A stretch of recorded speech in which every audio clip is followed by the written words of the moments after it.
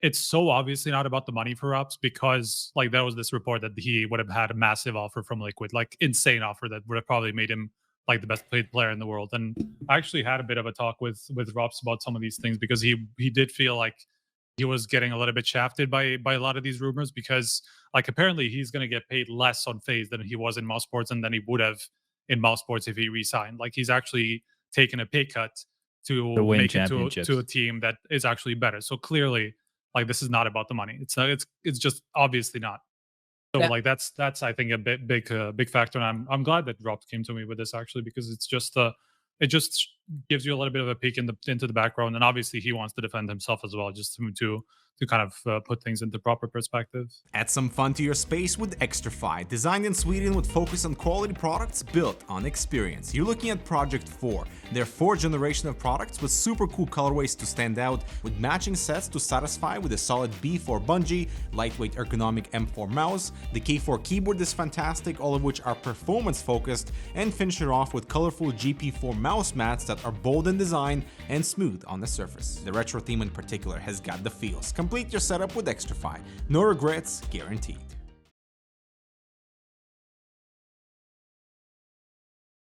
Fist bumps go to the teammates. I wanna see you fall fast. Win the round. Win the game. Parry Match, your esports teammate.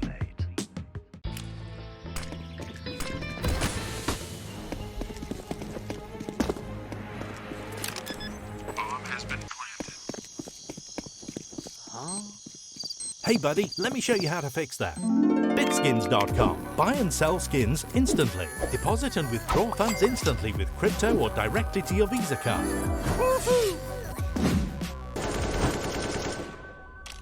Bitskins.com, the best skin marketplace.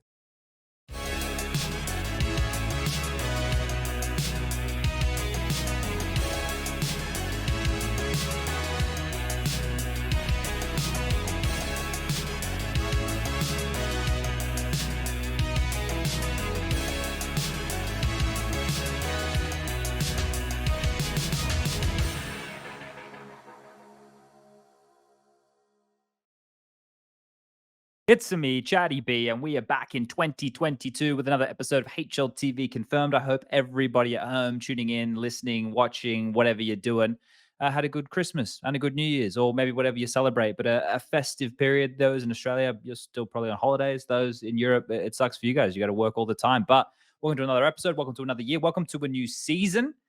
I just quickly thank the sponsors. We got Parry Match in the mix, Gamble Responsibly, Bitskins, and Xtrfy. You guys know where to check them out. We're not going to be doing any spelling this year. We're moving into maths for 2022. So just a different educational focus this year around. Lucas says hi. We had a couple of tech issues. He won't be able to communicate on the show this evening. So we apologize for being late, but we're here. And thank you for bearing with us. Prof, how you doing? You're wearing a turtleneck. Is it cold inside? Do you need help with the heating bill? You know, I've had this like throat issue since Blast, the Blast that we did the live show, and it literally has not gotten away. I can't get over it. I got some pills now. I'm like getting everything. It's like vitamin C, vitamin D, vitamin E, vitamin F, all of them, all of the vitamins. And then I decided I'm gonna wear this because like snugs your throat a bit and it just makes you feel cozy. So that's why I decided to go with this exact outfit today. Okay. Now with the dark background, you just look like a floating head in the middle of nowhere. Or you're like a villain in kind of like a lair type situation. You should have like a white cat on your lap or You something just along need those the lines. white cat. Yeah, exactly. Yeah. Okay, we can arrange something. We'll see what we can do while the show goes on. Good for getting props around there. Striker, are you a fan of turtlenecks?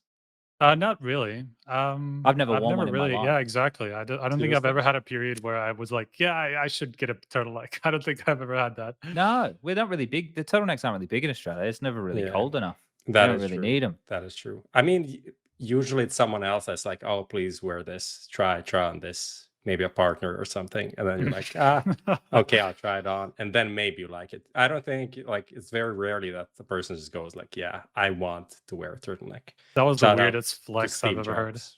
Alex likes wearing a good turtleneck, gets the chain out there, goes for a bit of the rock cosplay every now and again. True. All right, guys. Well, obviously, we've all taken a bit of downtime. I think, what was our last show? I don't even remember when it was. Obviously, it was late Like December. a month ago almost, yeah. Yeah, so we've had some downtime here, and a lot has happened. So for those of you who are here to hear us talk about all the Counter-Strike nonsense that's been happening over the silly season, Lucas, run the bumper, and let's get stuck into the recent and very, very long news.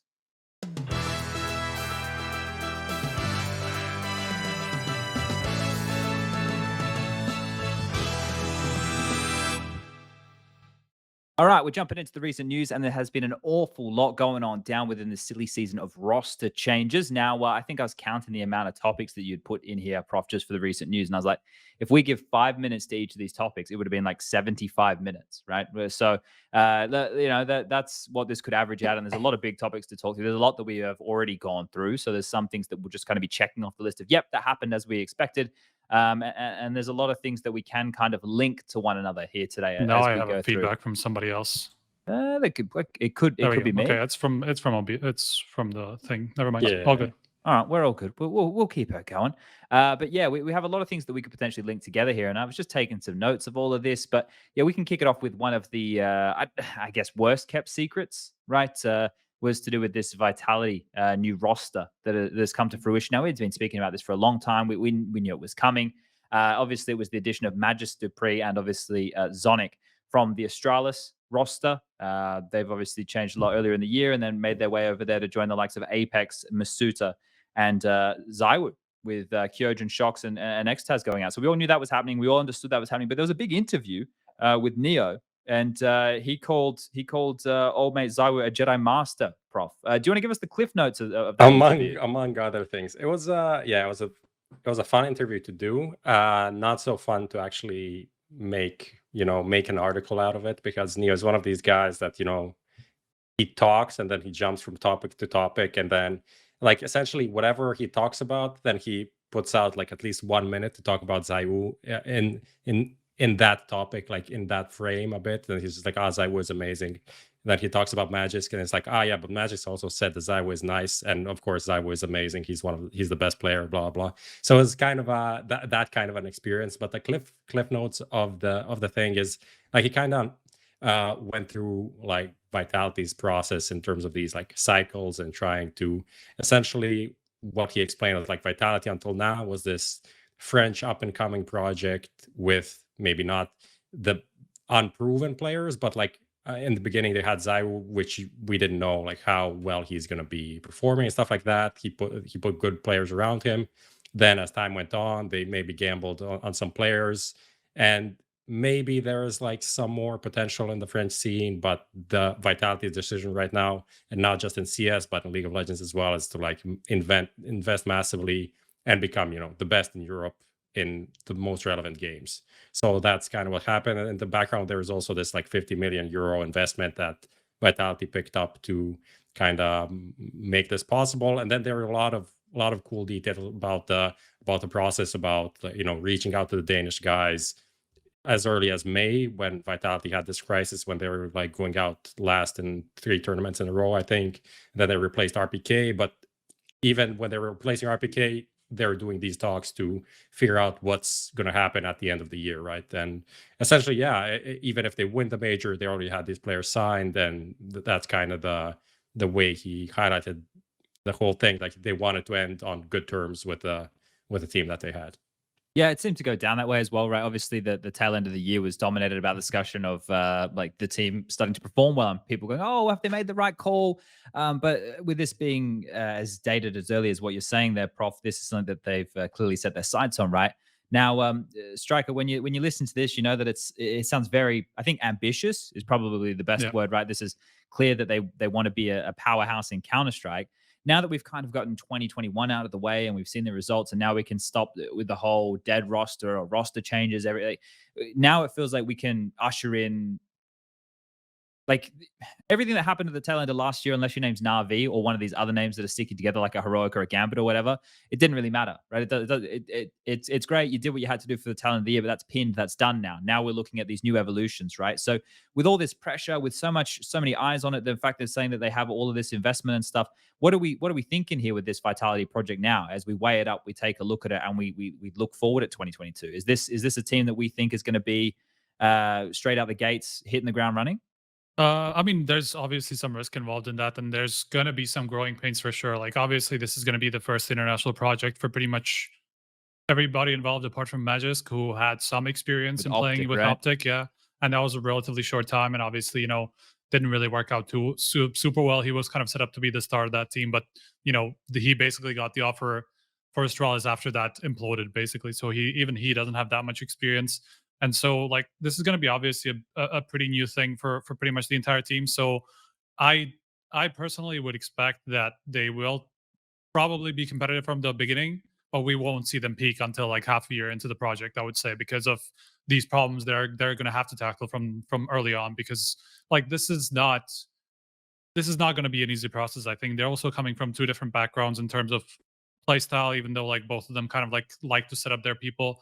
It's not necessarily the same way that they've set up people. Like obviously Astralis had Device, but that's very far from what Vitality have set up with ZywOo, who is clearly their main centerpiece, and he's always everything's being done to make him shine, right? And I'm not sure whether that's going to keep being the case, that he's going to be like the only primary, the one guy that you're going to set up. Maybe there's going to be a little bit more space to go around this time with this project. And like with all these things comes just like a lot of adaptation and trying to figure out how to make it work, right? Because those two, like Magisk and Zonic, are definitely very, very different players to shox and Kyojin. So that's like, it comes with a lot of changes.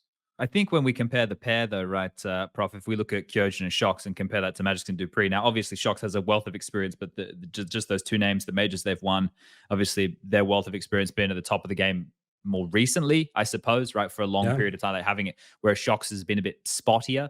And obviously Kyojin's lack thereof, which is a big factor of why he's no longer a part of this team. And then you combo that with XTaz and Zonic. Like, on paper, do you think there's any argument to be made that this was the wrong call, or like in terms of the names we're dealing with here? Right? You could theorize a million different French youngsters, or sticking with the French core, or but in terms of what we got right now, what do you think? I think, that is kind of the angle that you have to go for if you want to say this is a bad move, and it's bad primarily because of the language change, right? Yeah. If you can go and say like there are a couple of good maybe French players that could have made it into this roster and then made a slight improvement, but I think if you look the peaks of what a team can achieve, and let's say you pick up a couple of French players, is that team now gonna be challenging Navi in 2022 to become the #1 team in the world? I think it's harder to see that.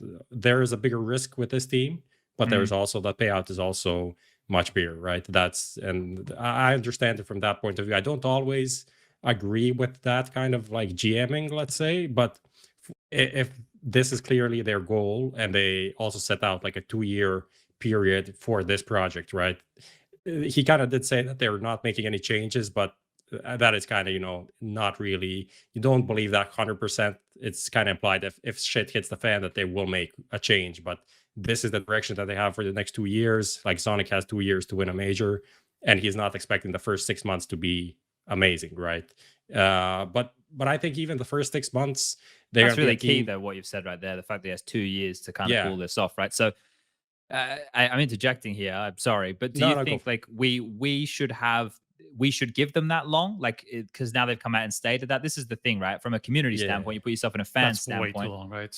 Yeah, if you're a Vitality fan, your team just towards the tail end of the year was at the top of the pops, right? They were up there contesting. They were making some exciting Counter-Strike. Now you're going, okay, well, we're going to sit here. How long until? There's a difference between a team winning every event and a team contending for trophies, right? So I guess even if they've said they've given them 2 years, how long do you think, Prof, before they get online per se when it comes to being not necessarily a title contender, but we could say top 5. Top 5 seems pretty. Yeah, but pretty I good. think even from the beginning, even if they're not maybe consistently a top 3, top 5 team as they were at the end of last year, I think they're going to be a team that's going to be dangerous in every match, essentially. Like, Okay. they're not going to be a team that you can write off. And I think that is the minimum that we have to see. Like, if they're going to be a team that has like 3 last place finishes in a row at events, and that's an issue, right? That is not something that we're going to be like, we said 6 months, so we'll just wait 3 more months until they will lose like 6 more tournaments in last place, and then we'll, like, you can't realistically do that, right?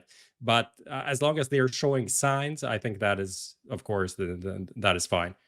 Yeah, I mean, I generally, yeah, go for it. okay, I generally agree with that. I think obviously, like, in esports in general and in CS specifically, like, you don't really look 2 years ahead. Like, it's very, very difficult to plan that far ahead, especially if you're thinking about like one specific roster. Like, yes, you can think about a core and like a core set of values. Okay, you want to go international, you have these pieces that are probably going to stay almost no matter what.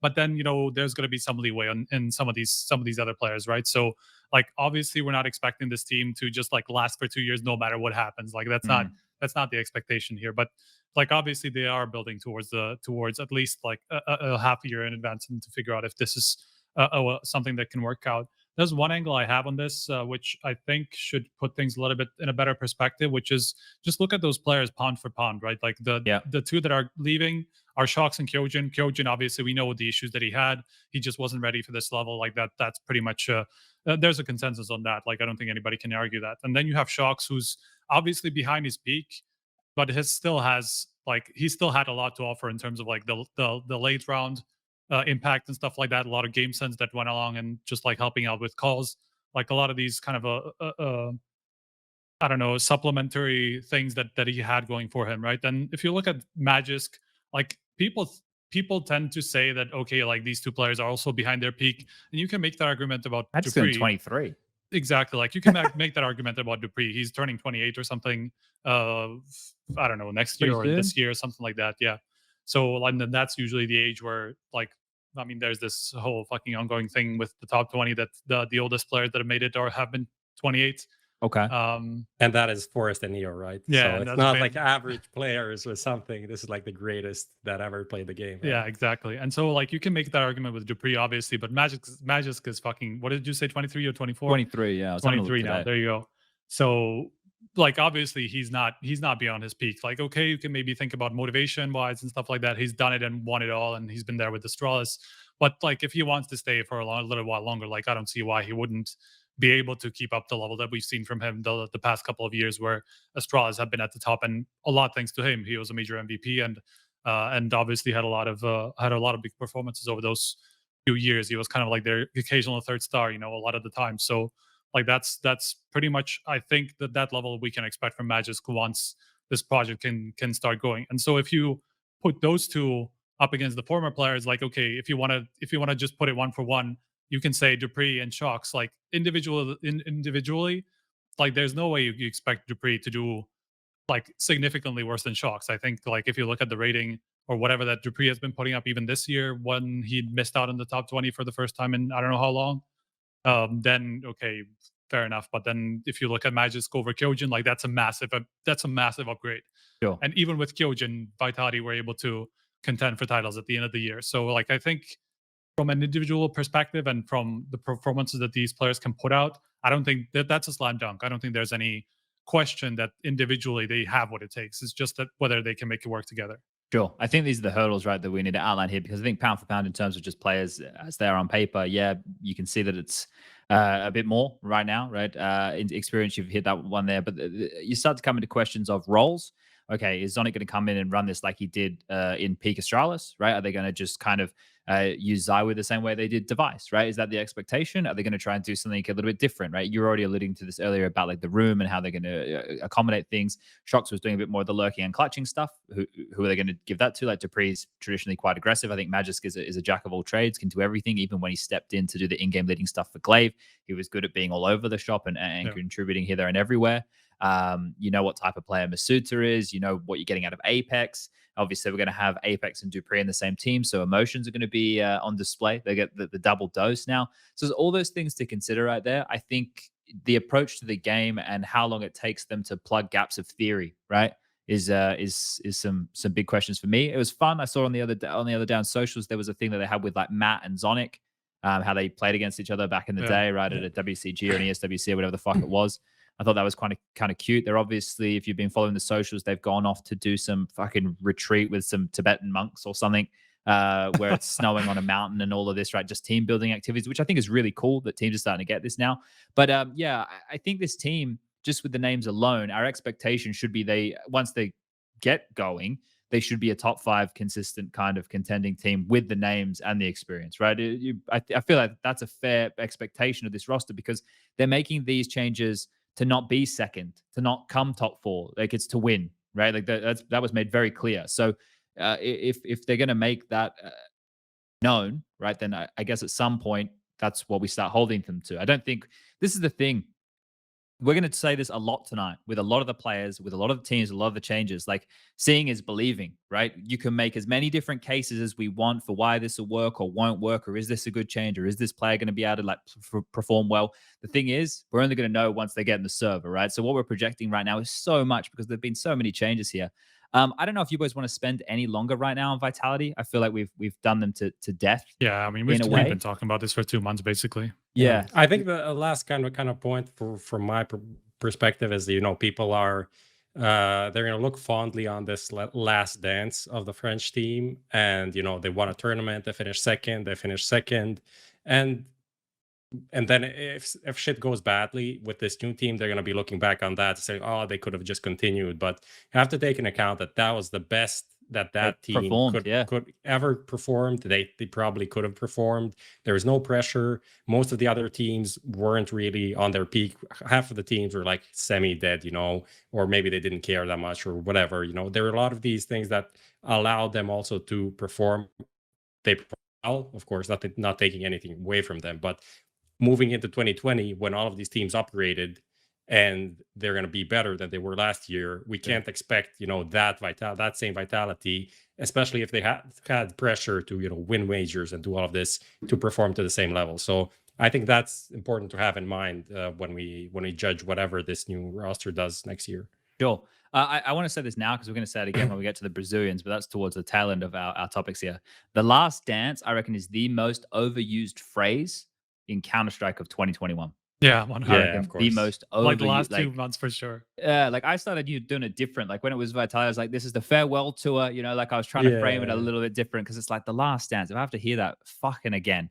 Okay, let's kind of grab some links here because what I did was I went through and I grabbed like all the headlines, right, that you guys had done with your little shuffle tracker or whatever the fuck it was called. And I went and I kind of grouped all the headlines together just so that we could kind of keep track of the news. And then I put them in groups of the teams so you can see which news is related to who, where, and everywhere, right? So obviously one of the links here, Prof, as we move into starting to talk about G2, is this XTAZ scenario, right? So XTAZ leaves Vitality bid farewell to shox, and then they have the announcement with the rest of them, right? I don't think they even did like a proper goodbye to Kyojin, really did that. Not that I saw. No. I guess that wasn't the...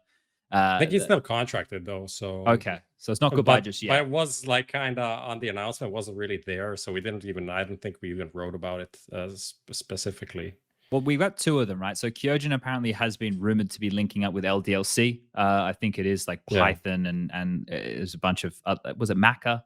I forget the fuck. It's like a couple of the older guys, and then Haji's like in there as well. Here and there, So Kyojin's linked up to go over there, and I'm glad that he gets another opportunity because you could see moments of this kid where it's like, yeah, he's sharp. Like, he can hit some bangers of shots. Now, with the experience he has playing Tier 1 for the better part of a year, maybe he can actually go and... I know he's already 22, right? So he has some catching up to do, but maybe this will be more where he can hit the ground running, show that if he has any star potential, and maybe we see him again pop up. So that's that little link done. shox towards Liquid, but we'll save that one for the whole North American one. The other one that I wanted to ask about was XTAZ, Prof, and I had the tweet a second ago. I must have fucking clicked away from it. But his latest tweet? Yeah, XTAZ, well, other than the travel day one, but he made a comment after I think the interview came out with Neo from Vitality, and I think I saw it around the same time. He said, I'll link it to Lucas here so everybody at home and watching can see too it. Much to comment, so something like that, right? He said, this is not the time, but I will answer the different interviews. It's too much to see that. Yeah. So I assume based off what he said, what Neo said about him or about the situation, something to do with that within the interview that he had with you. Now, there was something that he mentioned in that interview about XTAZ in English. Yeah, There's also something he mentioned about the French scene. Must be something around that part, right? In general, Neo's very positive about the XTAZ. Like said, he was an amazing coach, blah blah. So there are only a couple of these maybe parts that could have been controversial. And one was at the time that they were making the decision, Neo said that XTAZ maybe wasn't sure in his English, and he wasn't sure if he wanted to do an international project, that he maybe wanted to do another French thing. And that like Vitality didn't want someone that isn't clear about what they want. They want like a laser focused approach, blah blah. Okay. But at the same time, he did also asked him about this rumor that it was a package deal. Yeah, of the he confirmed three. that, didn't he? And he did say like, yeah, essentially they wanted to play together. It wasn't, either this or that, but it never came to the situation where the Danes would have to, that would have been an argument about it, right? They wanted it, and Neo said, yeah, they got their way. So yeah, okay. So I feel like that is maybe where there is a bit of a different seeing of what happened, and I think probably Vitality just wanted Zonic essentially, and that was it, right? Okay. Well, this link, Striker, takes us over towards G2, right? Because the news, the way it went was Malik out of G2, MONaSee to G2 deal finalized, G2 set to bring in XTAZ in talks with Aleksib, G2 unveil MONaSee signing, and Aleksib and Nexa swap agreed, right? That's how the news has gone for G2. That's everybody up to date with the most recent that you guys have either put on your website or yeah. So this part here, XTAZ going to G2, that feels like it's great for XTAZ, right? Because the rumored roster over there at G2, for those who aren't too familiar, is meant to be, right? There's been a whole bunch of different iterations thrown around, but the one that I think it's meant to be is Jax, Hunter, Nico staying from the team as it is right now, AmaNek and Nexa gone, and MONaSee, who's already been revealed, and Aleksib to come in an in-game lead with XTAZ as the coach. Have I hit the nail on the head there, Striker? Yeah. Now, how do you feel about this if you're XTAZ, right? This is like you've gone from coaching ZywOo's team to now coaching Nico's team. It's pretty good. Yeah, I mean, as long as if you want to stay at the top, this is probably the team where you're going to be able to do it, because obviously you're not going to join FaZe unless you're going to replace Robin, and that's the only other place where he could go, because there's obviously no French teams that would be able to compete at this kind of a level. So G2 is probably the next best thing that he could have had after Vitality. Obviously, there's some sort of a French connection, even though it's kind of most of it is now gone. It's really only just Jax. And so obviously there's going to be some learning curve there, because I still have yet to talk to XTAZ a little bit more to figure out whether his English is up to par with somebody who wants to coach an English speaking team. And obviously I assume that if they are getting him, they probably have a decent idea that he's going to get there if he's not already there. So I feel like they wouldn't make this choice unless they were pretty sure about him being able to put this together, right? Now, one of two things happened here, guys. My brain is faulty, right? So one of these two scenarios is real, and one of them is as close to being real as possible. I either stumbled across a clip of XTAZ streaming while surfing, or he was live and I clicked on his stream and I was coincidentally there at the time he was asked about English, and he said that he didn't really pay attention to English in school, right? So he didn't do it, but now he's taking classes and he's doing his English, and he answered that in English. Yeah, I mean, I've heard that he's been kind of going really hard at English lessons since the start of last year, because that's kind of where Vitality started to explore their future and thinking about going international. That was always kind of the plan for Vitality, to go international eventually, and I think XTAZ was kind of brought up with that idea in mind. And so he kind of has been going at, as far as I understand, he has been going hard at it. So I assume he's just been doing a lot of progress, and that's how he landed a job on G2. Now, Prop, I know that you're a bit of a fan of watching that Vitality content where it had it featured them and they had subtitles and stuff, and it was around the major, and XTAZ gave them that speech outside, right? I watched good one and bad video news, tweeted right? about it, so I am essentially a fan of this content. I feel like it was good content though, right? Yeah, that is how it works essentially, yes. But my question is, what kind of impression did you get of XTAZ as an individual? What type of impression do you have of XTAZ as an individual to be a coach? Because that's going to lead into the discussion we're having about this G2 team, right? Malik, French coach, but I thought when I would talk to Malik, he was always the type of guy, who's more about the philosophy of individuals and stuff, right? That's the type of, well, I'm not saying he doesn't have in-game knowledge and stuff, but when I watched Malik could be the guy uplifting the spirits and stuff, but when I watched XTAZ and that and it was translated, he'd be like, guys, we fucking tough suck. up a little bit. It feels XTAZ like XQTZZ grabbing is him more by like the throat. Kassad than Okay, yep. I don't know, than Malik. That's how I feel, like a French Kassad. That's my, or like a French Zeus from the Liquid era. Like that Okay. kind of reminds me of that. Like there's no like pussyfooting around. If someone fucked up, he fucked up. But I guess it also depends on the players that you have, right? But yeah, definitely Malik is a type of a guy that's gonna be, very cautious around emotions, and he's gonna control that pretty well. But it's definitely a different type of a coach. Comparing the two of them, I feel like completely different. Now that right there leads us into our next little bit and bob here, right? Because we're painting this picture of this guy together based off things that we've seen and the way that Vitality came together as a team. And I think he played a big part of that. Like with him, Apeks, and Matt, probably, right, as that trio of brains over there at Vitality. And Vitality did good every time that they plugged in. Like they took out a player, they added someone in, and they made it work, right? The Masuda call, the Kyojin call, like obviously there's controversy around some of these. Nevera call as well. Nevera call as well. Yeah. So these things here is how we base the resume of XQTZZ off and what he built and over time and grinding. And you could see Vitality trending upwards, and they're adding more to the playbook and everything like that, right? So you look at that and you look at this team that they have now. To have m0NESY there, that's probably a really good thing. So he knows how to deal with these younger players, has just dealt with a Masuda, has just dealt with a Kyojin, right? So that's a really good thing right there. But then we start contrasting that with like an Aleksib B. Okay, so how, if that, now this part of the rumor is this done, right? Do we have this on good authority that this is done? Good authority, yeah. Okay, so let's operate under that. How do we feel XQTZZ is going to operate with Aleksib B, and then how is it all going to operate with NiKo, right? Because if m0NESY is a star AWPer, when was the last time that NiKo was playing in a team with a proper in-game leader and a star AWPer at the same time? I mean, FaZe 2017. Okay, there you go. So like we have to. This is the part. How is 2018 too, right? Guardian. Yeah. Who was 2017 is when it came together with Guardian and Olaf. So that's kind of like the late 2017 is when FaZe were super dominant, right? And then going over 2018, they still had this team. Regardless, my point here is about how these three, Aleksib B, NiKo, and XQTZZ, are going to operate together, because that is going to define the identity of this team, right? Like the fact that Jax and Hunter, yeah, for sure. The fact that Jax is staying means that they clearly want to continue to approach some of the things they were already doing in the same way that they were doing them. Because if you wanted to completely reinvent it, right? We know that, I don't want to say he's a crutch, but Jax is there. He apparently... He's not the best entry fragger, or not the top 5 entry fraggers in the world, right? And you have an international team, so you can pick up anyone. Yes. So that's just facts, right? But he maybe is a very good entry fragger for what they need, and they're happy with it right now. I feel like that could be... Who's supporting in this team? Who's throwing all the nades? I'm generally a little bit taken off guard by the fact that it wasn't AmaNek staying, not Jax. Also because of Aleksib and kind of his been style. here before, haven't we, boys? We've had this discussion before. We had exactly the same discussion like a year ago, right? Yeah.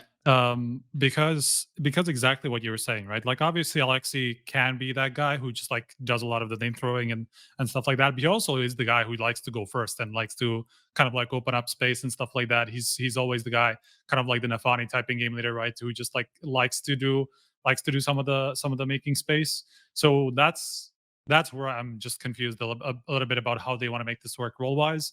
I'm sure he can like fill a lot of the gaps, and Jax can be moved around a little bit too, and stuff like that. But obviously, like the three main stars are obviously going to stay pretty much where they are. So you don't really want to mess with that dynamic. So that those two are just going to have to fill gaps, and I am curious about how they're going to do it. And in general, like obviously, like people. I guess the biggest criticism is like this whole idea that Aleksib is such a massive micro in game leader who always tells his players what to do. But I think as much as sure, like he's had that history, I think he's smart enough to understand that you don't want to do that to NiKo. Like you have the best player you've ever had on your team in NiKo. Like you want to let him whatever he wants to do. Like you're not going to tell him to do whatever moves that he wants to do, right? Like he's going to be able to do all these moves himself. Now tap the bomb, NiKo. Tap the bomb. Yeah, exactly. He's going to be behind the bench. Please, clutch one of you. That's just not. I just can't imagine Aleksib being like so ignorant to how good NiKo is that he's just going to do that to him. There's just no way, right? And I feel like it's the same with XQTZZ. I don't think there's going to be a lot of bumping heads in that. Maybe in just generic play style and how they want to use their pieces in general. But I don't think there's going to be like a lot of problems around how to use Nico. Like Nico knows how to use himself, man. Like he's going to be able to do whatever he's been doing this last half a year. Like he's been amazing, and I think everybody is smart enough to know that. There's also this problem. Like it's not a problem; it could be a solution. Like how is Aleksib going to micromanage like a 2v3 where Hunter and Nico are trying to retake a bomb site if they're communicating in Serbian? He can't. Yeah, and that's a solution. He can't do anything. He just has to like sit there and wait. But I'm gonna do the next level thing where he's yeah. gonna learn Serbian. You talked about the T side, but even the CT sides, there is going to be some adaptation. I feel like Aleksib is probably going to be like, if we're talking about CT side Mirage, Hunter is going to be playing short, Nico's connector, m0NESY is opping, Window rotating around, Jack's playing B, then Aleksib is not going to be, Aleksib is going to be anchoring A, right? So he's going to get some of these anchor roles that he has not been playing historically, and that's going to affect his stats. And then people are going to be in like 3 months, oh, what is this? He can't frag for shit. It's just like he has worse roles now, and that's going to happen 100%.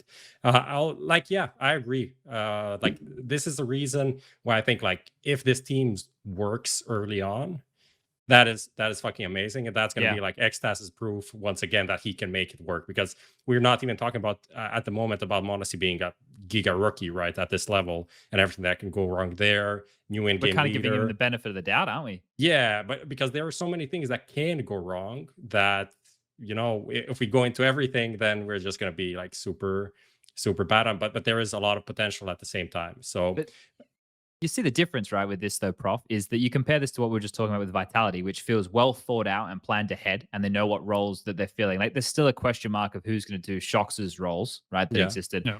But in terms of this team, it was like, okay, who can we get? All right, is this an upgrade? Yep, but what does this mean for this position? Okay, because to me, it felt like there was 2 players safe, Nico and Hunter, and the rest of them could have been gone. The other 3 names completely interchangeable depending on who was available, right? This Aleksib thing, if this was never even a possibility, you know, you never know. Maybe somebody from G2 just sent a message to OG to like, do you want to sell him? And they went, yeah. And they went, oh shit, like we can get Aleksib. Okay, maybe Nexa's out, like, or Nexa could have stayed, and then they could have got rid of Jackson AmaNek, and maybe they get Madden in, right, to be entry fragging, right? Or like something along like.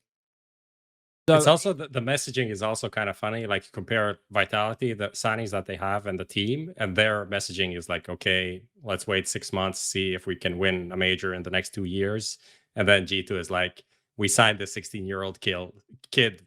The next major is ours. That's it. We don't even have a full lineup. Yeah. The next major is ours. I know this is like social media and this is G2, but it is words you put out there that have meaning, that people and G2 is G2. Like we want to win every major, every big tournament. So there is no let's take it easy with G2. Even however much like maybe Niak and Malek sometimes wanted to like tone down the expectations. The expectations for G2 are always win everything. I think I don't know if you guys are in the same boat with this as me here, but just for you mainly, Striker, I suppose. The Vitality roster is not an international roster. I mean, but the G2 roster is. I said it on Twitter. If they're the ones who actually break it and just like make the top 3 for 6 months, I'll take them for premise sake. I don't care. Like if you want to tell me that splitting the team into 2 camps and them having speak like 2 different languages, just different camps, solves language issues, I don't think that's a reasonable assessment, right? So even though I lose 1,000 euros, I'll take the win for premise sake, man. All right. Maybe we can, if that happens, we can take it to, we can go back, we can listen to the discussion, and then we can take it to like a mediator. The thing is, we did say 3 different nationalities, which is already done. Maybe we can get meet like 70-30 or somewhere in that, right? We'll think about it if or when it happens. Yeah, but we did say three nationalities, so clearly it just doesn't fit the bill. Even if you want to talk about whether they're speaking the same language, like we didn't even say 3 different. But what if someone moved to Andorra for perhaps tax purposes, and perhaps now is an Andorran citizen? And then we have French, Andorran, and Danish people there. And come on now, guys. Let's not be silly. I just set you up here for. Let's not be silly. That legal advice will cost you 200 euros. Just quickly, right? Because I think the same thing with this G2 one, right? We've talked about like how difficult it's going to be with the trifecta of the brains, right? Or the bigger personalities in the team, right? The MOUZ thing we've touched on, right? Is there anything else? You mentioned the Jax entry fragging, and there's better entry fraggers you could find. Is there anything else with G2? Because I feel just like when we were talking about with Vitality, there's just as many issues that could happen for G2, if not more, right? So these are teams right now who, if you have a look in HLTV's top 5, both of them reside. G2's number 3, Vitality's number 4. Both of these teams, like, to retain a top 5 status, it's going to be really difficult to do out the gate when you think about all the other names that we have around them, right? Like, who haven't changed rosters, who are hungry to jump a couple of spots and aren't going to, especially rosters who just added one player, like FaZe, right? Like a FaZe who just added ropz, like, okay, instant upgrade, holy shit. Like, now are they going to be beasts? Like, are we going to give them as, So who do we think, just out of the pair, out of G2 and Vitality, which of the two once French teams do we think is going to have more issues here going into 2022? I think it's undoubtedly not who's G2. going to have more success and more issues. I think it's undoubtedly G2, because there are a lot more question marks around there. Like, obviously, like, I think MOUZ is actually like the smallest issue that they could potentially face. I don't think there's going to be an issue with him making the transition to the tier 1, at least, like, as far as from what I can tell. He's just a very, very talented AWPer, and like, you look at those guys and you just know they're going to make it in tier 1 because they are just that talented. Like, they're clearly really, really switched on in the game. Like, it doesn't matter what level they're playing against. They just have the ego to do it. They just have like the knowledge, the mechanics, like all of it together, like already, even when they're young and playing against like lower tier teams. You just know, like, when you look at some of these talents, right? So like that I think is actually the smallest problem. Like, but then there's the language problem, because MOUZ also apparently doesn't have the best English. Then there's I've been watching some of his stream, right, and he'll answer some questions in English. And I know you're right, but I'm trying to learn. It's not like of course, it's not like he's going to be completely useless, but like, there's a difference between being fluent and being kind of like an understanding, like, especially when you're working in a team. Like, it takes a while for you to kind of like be able to get your points across and be able to communicate like in like split seconds.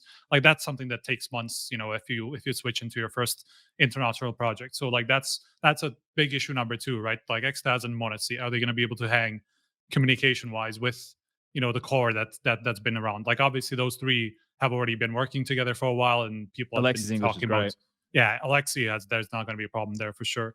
But then there's like the difference in philosophies, right? Like, you have XQTZZZ, you have Aleksib, and then you have the core of G2 have been working together, but they're clearly going to have to change playstyles going into this new project. There's no way they're going to be able to play the same way. They now have a primary AWPer that can actually hang with himself.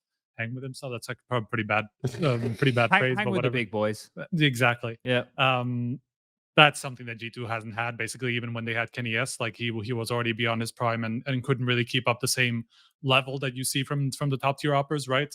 And then they have a really structured in-game leader. Also another thing that they never had before. Something else, though, I don't know how many events that G2 will get with MOUZ online. Obviously, we know that we have still COVID dramas around the world. I'm sure people at home are experiencing it wherever they live. So we don't know what's going to happen with the first couple of events of the year, whether they'll be online or LAN. Now, we don't have an announcement from Blast yet. They made a bit of a teaser tweet about it today, but then I think they postponed it till tomorrow. Yep. I don't know what the situation is with their event. I'm not working their event, so I can't comment on what's going on there, and I don't want to kind of shit on their parade by any means. But I think that there's been some players who have mentioned on their streams that the first event of the year they're going to be playing is Blast. So we could pin it together. And if I was going to just, I don't know, have a look at the calendar, I would assume it would start in about 2 weeks' time, guys. That would be my safe assumption. Yeah. My point here is a lot of these other young guns or up-and-coming teams got to bed themselves in online. If MOUZ gets thrown as a 16-year-old kid, right? This is the thing that people need to remember as well. He's a 16-year-old kid, right? Like, it's hitting me more now than ever how fucking old I am. Right, I've been now playing this game for more than 50% of my life, so older than MOUZ. Like, that's how long I've been playing. And he's a 16-year-old kid. Like, remember, he's a kid. I don't know if he has like school or anything, or what's the situation with that. Because even when we did that interview, it seemed like like he has some flexibility in that when he was a NAVI junior. But I don't know how that's going to work now with G2, with more officials, more practice, everything. It's going to be weird, right? Like, I don't know, like, as much as I watch him and I go, yeah, like, he's obviously very, very talented. There's no doubt about that. He's obviously very, very talented. It's just all these factors which are they're not tangible, right? Like we're speculating about them, and we don't know. Like he might hit the ground and be fucking awesome, like Bit, right? Like that's. But most people aren't like that. Yeah. And I mean, if there's anything to say about that, I think like the ego of a guy who's just coming into the tier 1 scene makes a big difference. I think like if you come in and you just don't care about who you're playing against, then that is the kind of a guy that I feel like oSee is. Then I feel like you can hit the ground running. You just don't give a shit, you know. You're just gonna go out there and kill people. You care when there's like 10,000 people. Yeah, of course. I mean, if there's arena and that's an entire different discussion, right? Like that, you don't even have to be 16 years old to get affected by that. Like you could be 25 and playing your first tournament in an arena, and you're gonna have a problem, right? But in general, like just like that attitude and the ego, like that seems to be there at least. So that, like, as far as that indication goes, I think he's gonna be fine. Okay. Yeah, I think just to wrap up G2, I think the reason why I dislike them, of course, it's like an exciting signing, and the whole team that they put together are exciting. It will be exciting to watch. But the thing that I don't like about everything that they did in the transfer period is like they had a specific set of issues and they didn't solve almost any of them. They just they solved some of them and then added either new issues or just unknowns on top of it. And that's why, especially from an analytical, pundit perspective, it's like, okay, you fixed like the opping issue, but now we have like 3 other things that until we watch like 3 to 6 months of G2, we can't really see if this is going to work or it's not going to work. And that's how it boils down to that, right? We can speculate, but we really don't know. And then instead, if you have someone like, I don't know, like let's say the ropz FaZe, if we can transition to that, there you see, okay, this is one issue that they have. This is the upgrade that fits into this hole that we have, but it's just going to be better probably in 90% or 80% of the categories that are relevant. Maybe in some, maybe the communication, maybe the glue factor of all of ropz for olofmeister isn't going to be there, but the fragging is going to be there. The either just playmaking ability, everything, right? And the potential long term is going to be there. So that's why you look at that and you see like, okay, this is a move that makes sense. This has to improve with the team. Yeah.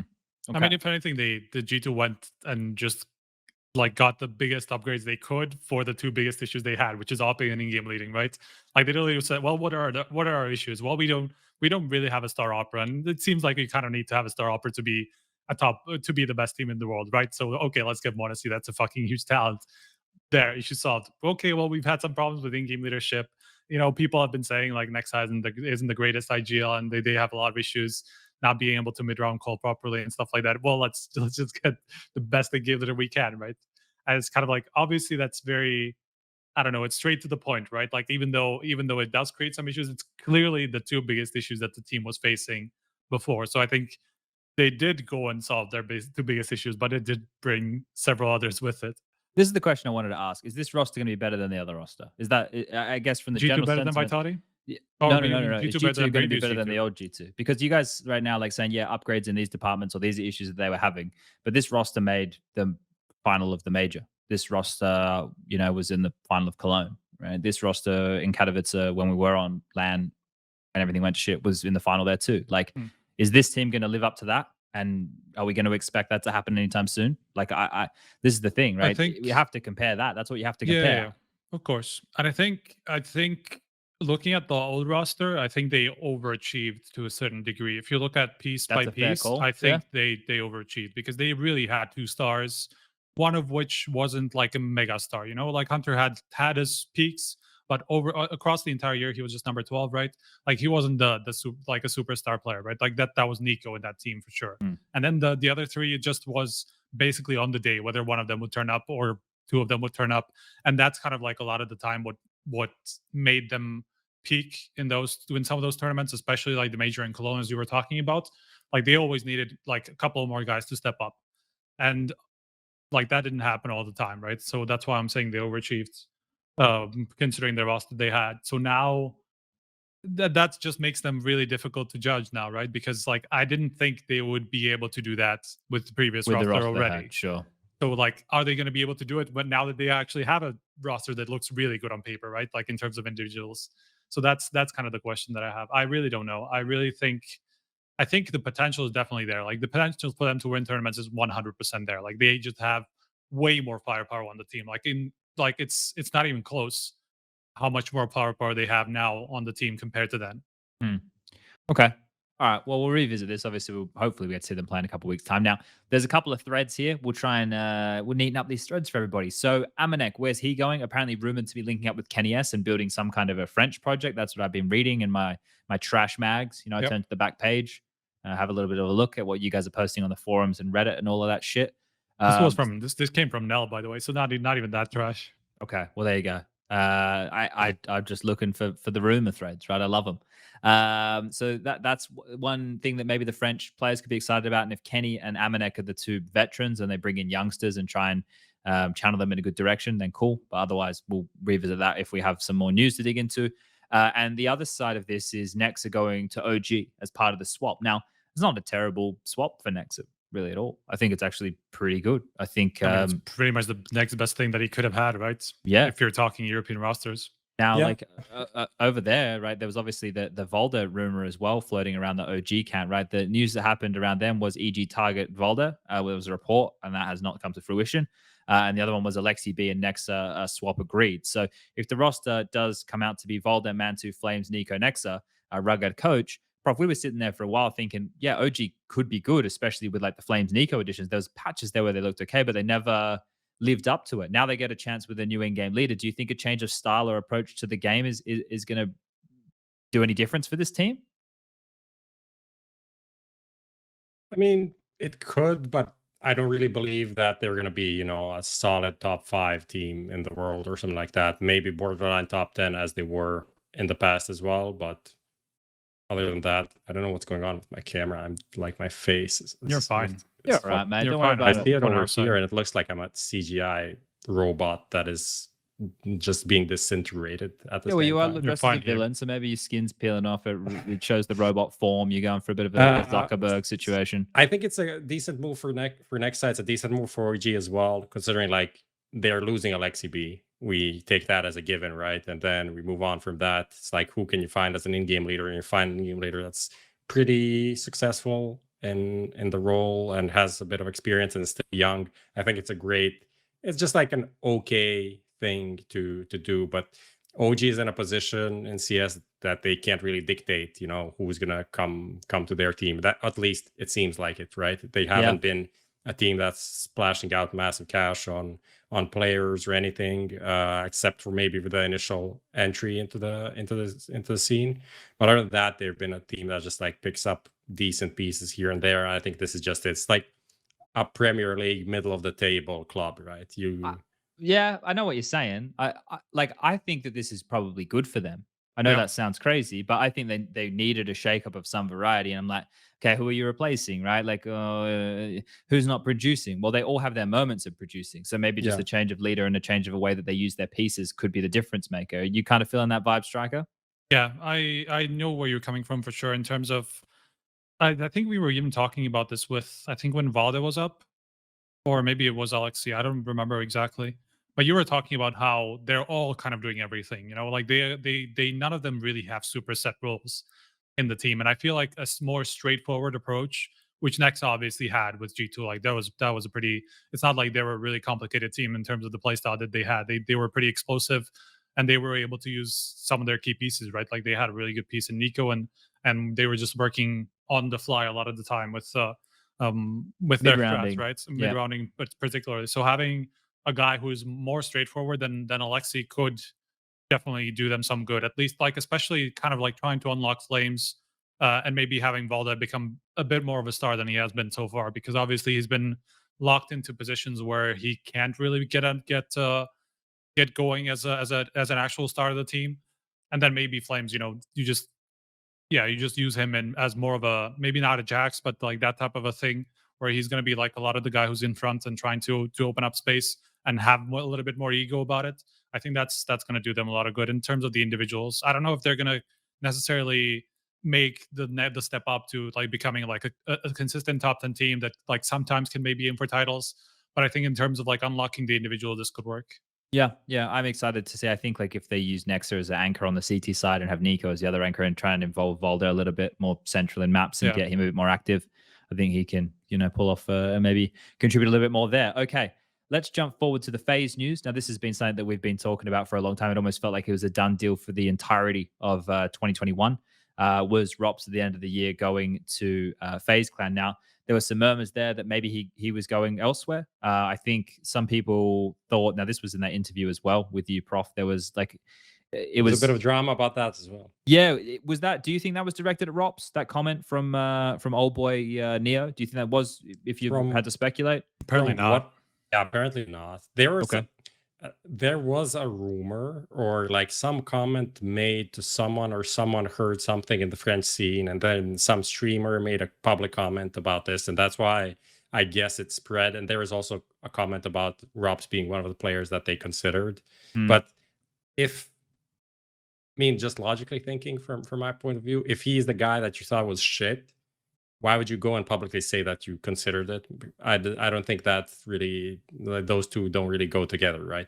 So I think there was maybe a bit of misunderstanding. And then from what I heard behind the scenes, it wasn't ropz, but maybe my information is also false. Yeah, the only thing that I heard was that ropz didn't want to go to North America.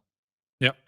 Yeah, that's all I heard. I think that's, I think that makes perfect sense, right? Even if you think about it on face value, like obviously if you have options like Vitality, like G2, like FaZe, like why would you go to North America? Like, unless it is about the money, which should obviously, like that's the thing. Like I feel like it's so obviously not about the money for ropz, because like there was this report that he would have had a massive offer from Liquid, like insane offer that would have probably made him like the best paid player in the world. And I actually had a bit of a talk with ropz about some of these things, because he did feel like he was getting a little bit shafted by a lot of these rumors, because like apparently he's going to get paid less on FaZe than he was in MOUZ Sports, and than he would have in MOUZ Sports if he re-signed. Like he's actually taken a pay cut to make it to a team that is actually better. So clearly, like this is not about the money. It's just obviously not.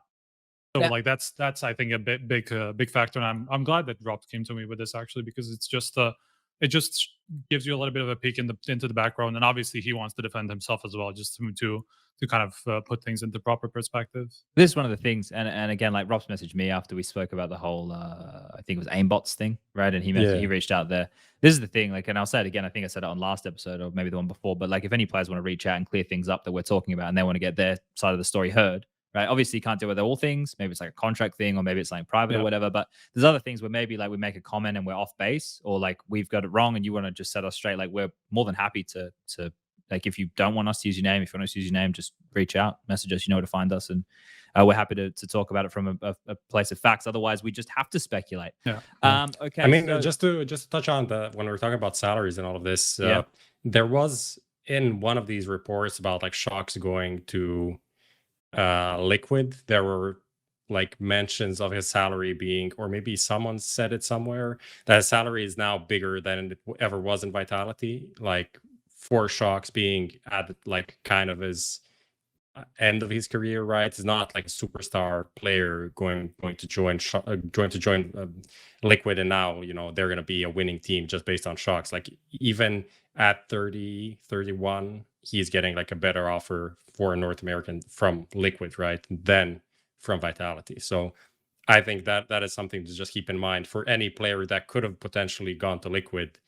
He didn't, or just generally North America, pick something else. He's not the player that he could have gone for more money, right? He just decided to go for maybe still a lot of money and a decent salary, right? All of these teams are paying nice salaries, right? But you could have earned like double potentially.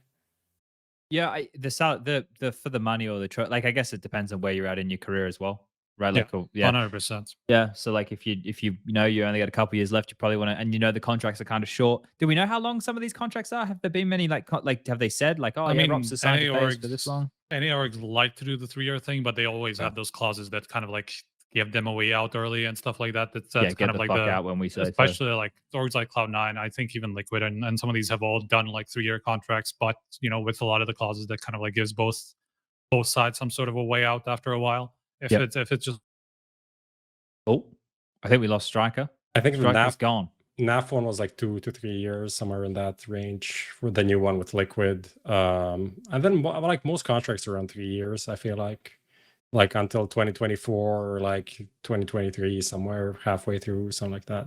Yeah. 2025. Right. Well, we've lost Striker here. I think we're still going, aren't we, Lucas? So you can't really talk to us. Yeah, we're good. We're good. So while Striker's not here, we'll use that as to just quickly bring up Olof. He didn't get too much of a send off, but it was the same kind of thing. It felt like he was just there. Like Olof was just there as that safe, how many times can they send him off, right? The safe booty call, it's like, it's 2 a.m. You give it a call, you're going to get that answer, right? Like that's kind of like, that's what it was. They knew Olof was there. He kind of still wanted to compete. They call him up when they need to. So I don't know if we see Olof again. Prof, what do you think? I mean, in the end of the day, he still proved he can add value, right?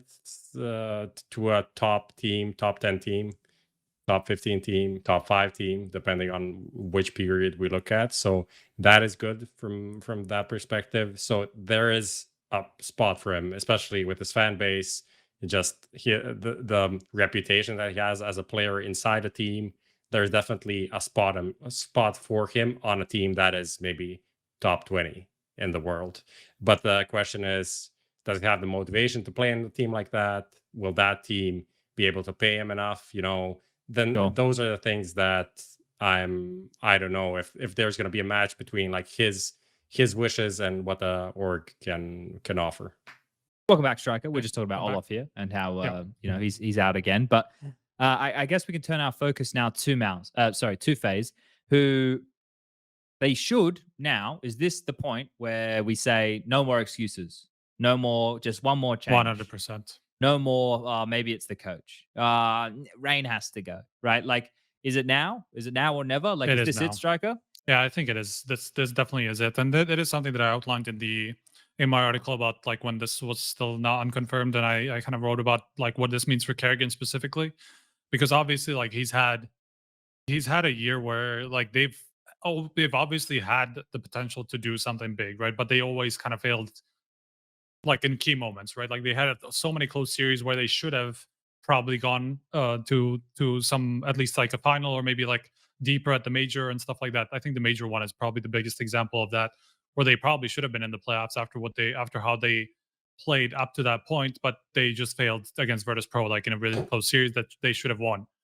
And like these things have just haunted FaZe the entire year, right? And obviously for Kerrigan, like he's always kind of been the guy who said, okay, I'm not going to let this define me and stuff like that. And obviously like when you get an upgrade like ropz, like that's a superstar that you're getting into your team. Like that is a really big fucking upgrade compared to whatever you had. That's the best lineup that you've had for a long time. Is a part of this though the fact that like, because it is adding a new player, right, into positions where he should be comfortable, and Kerrigan already has a history with him, right? Like, is all those things combined of why this is like, it's now like this has to be it? And then if that is the case, we're talking how long until these teams hit the ground running? Is it expected to almost be immediate for this FaZe roster, considering there's a lot of other teams who are in more tumultuous situations than they are? Yeah, I think all this together kind of makes me feel like they do need to hit the ground running almost. Like it can't be another like early 2021 FaZe where they just like don't get started at all for like 3 months in a row, and only just once things go to line, they sometimes they show like hints of life and then just fall off again, right? Like this cannot be the same situation, because I think it's just going to take, they're just going to take a massive confidence hit that like we saw what happened in early 2021. I think their confidence was an all-time low, and I think that's going to happen again if this team doesn't start working out. And it's just like you have no more excuses if you have this team. Like this is individually, like if you don't make this team work, like what team would you make work? Like there's so much power on this team. Like you can't not have some success with this.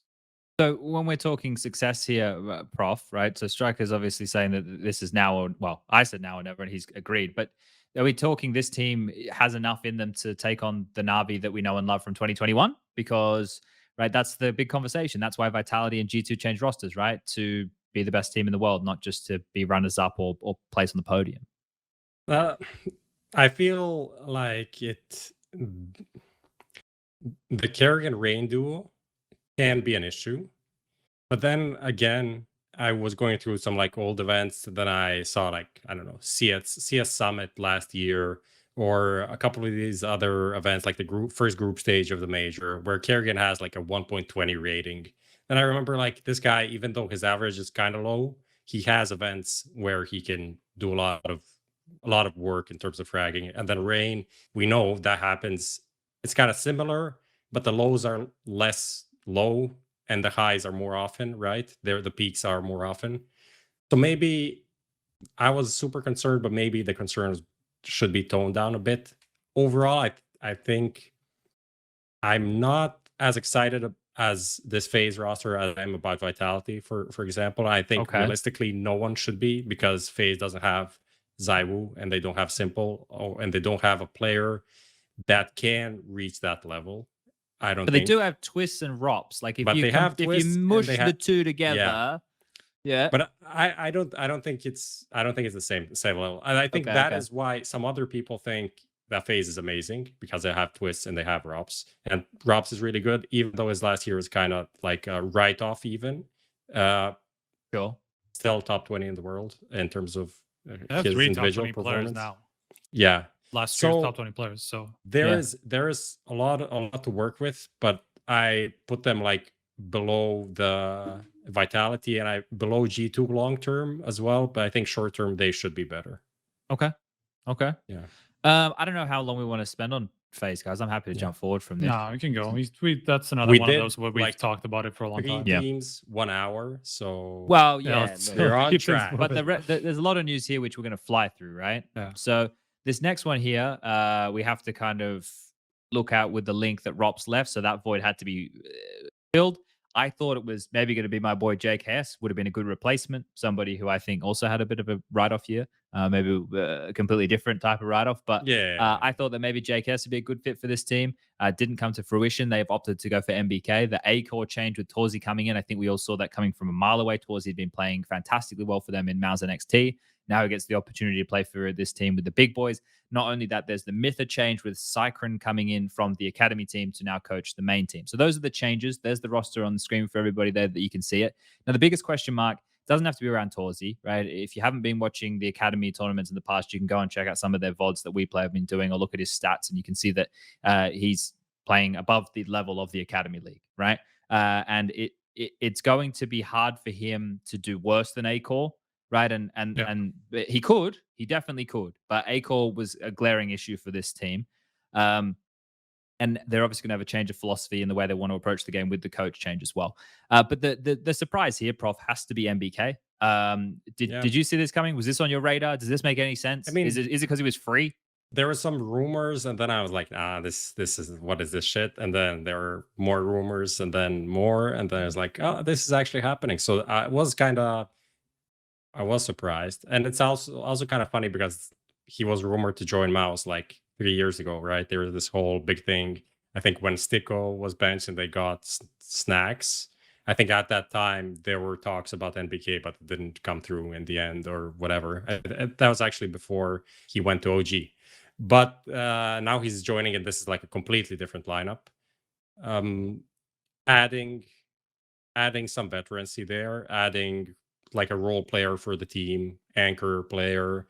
So that is not someone that you need to be like super crisp and superstar player.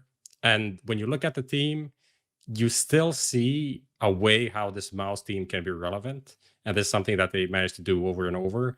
You see like Frozen, who is, they lost ropz, and that's obviously sucks. But they have Frozen, who's like, if you look at the last year, they're almost, you look at the trajectory, it seems like Frozen was on the rise and ropz was like kind of what is going on with him, probably like issues with the team, doesn't want to play, blah, blah. Okay, but you see Frozen kind of coming up, and you can see him in the next year being what ropz was in the past. You can see that happening. And you see torzsi coming in as an AWPer that has a lot of promise.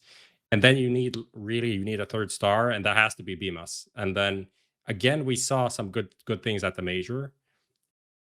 Has to be more and more consistent. Yeah, it needs to be him, because between Dexter and BK, I don't think you can expect to have a third star in between those two players. So that's why I think there is a way. There is a way, but they're asking their entry to be successful as a star. Yeah. Right? Maybe not as a third star. Yeah. Okay. All right. Yeah. All right. Yeah. All right. All right.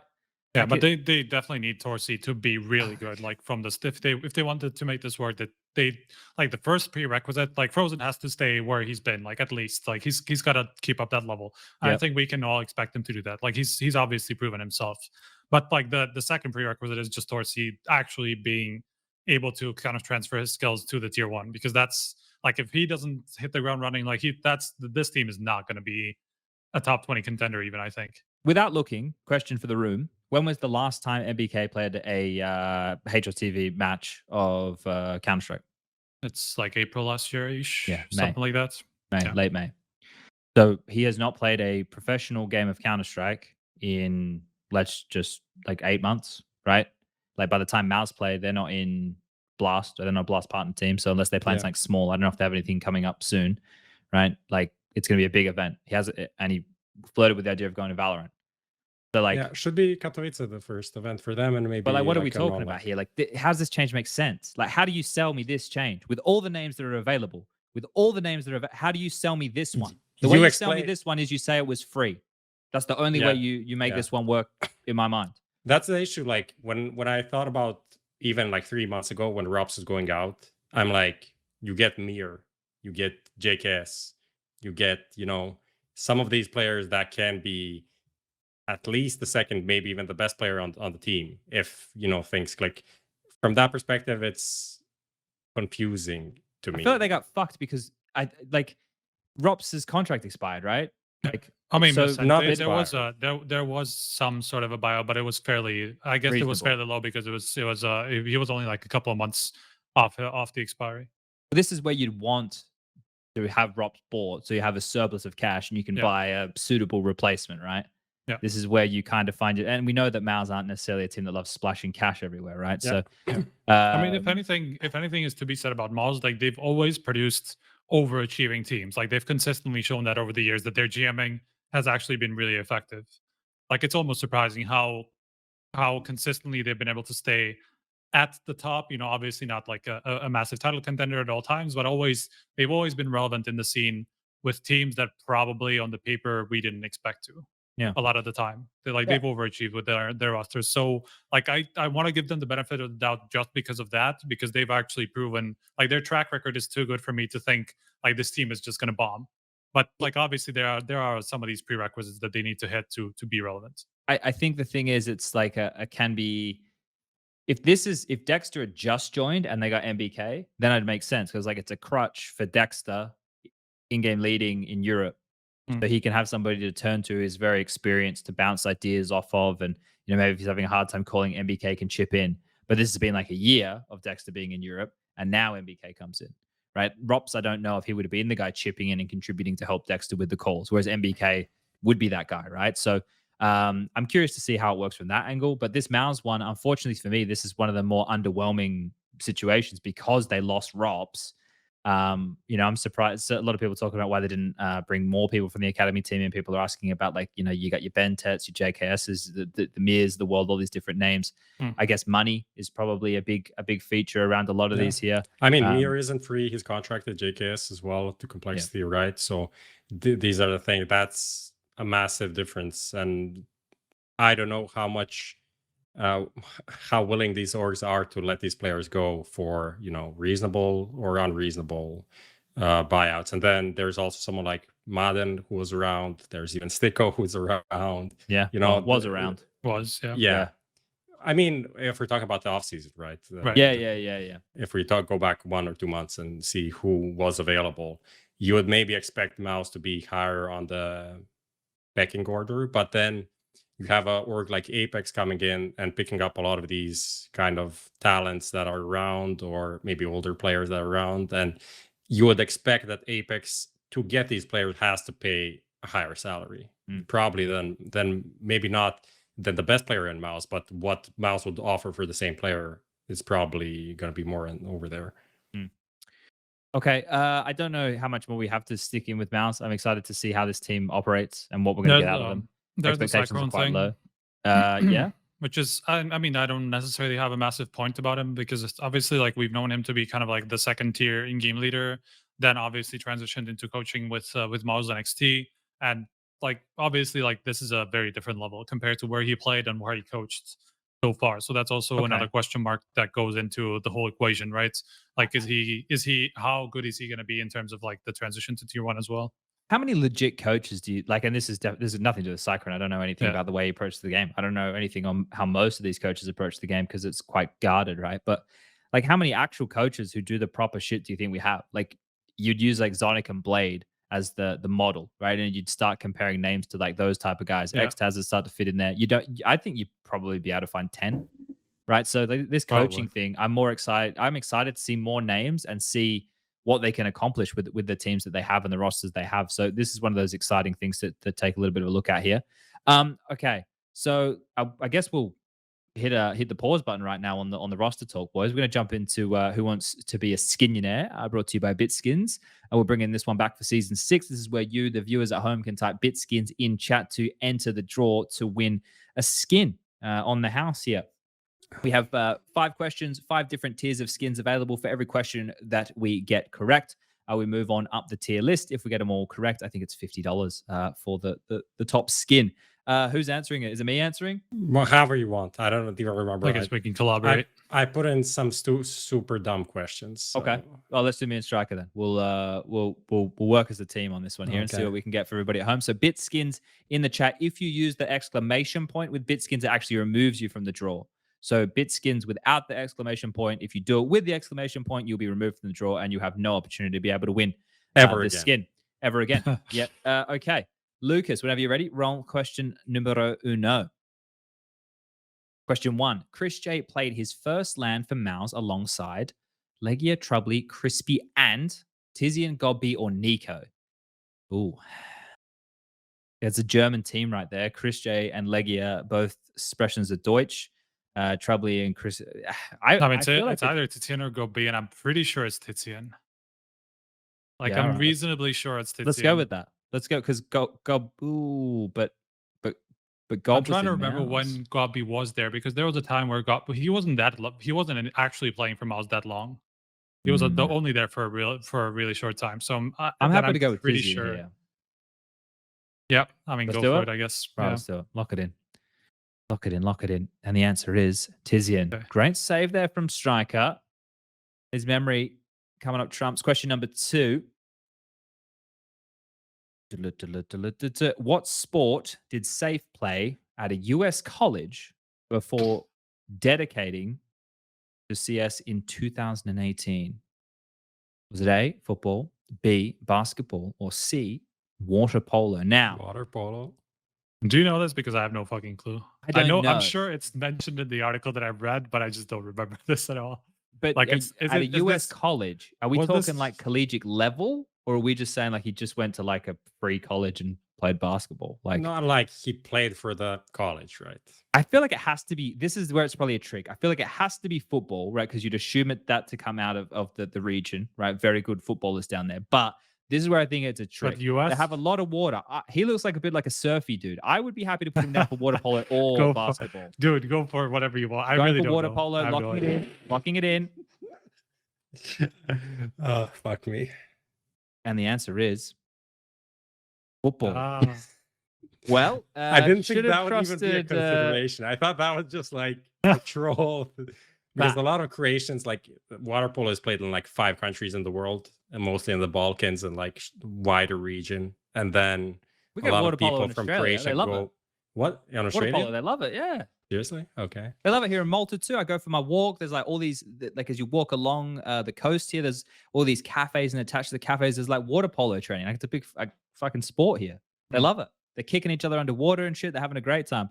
All right, Lucas says he played water polo. Is this coming from the Luis article, by the way? It's isn't Notes article on was it on Safe when we had a big article on Safe.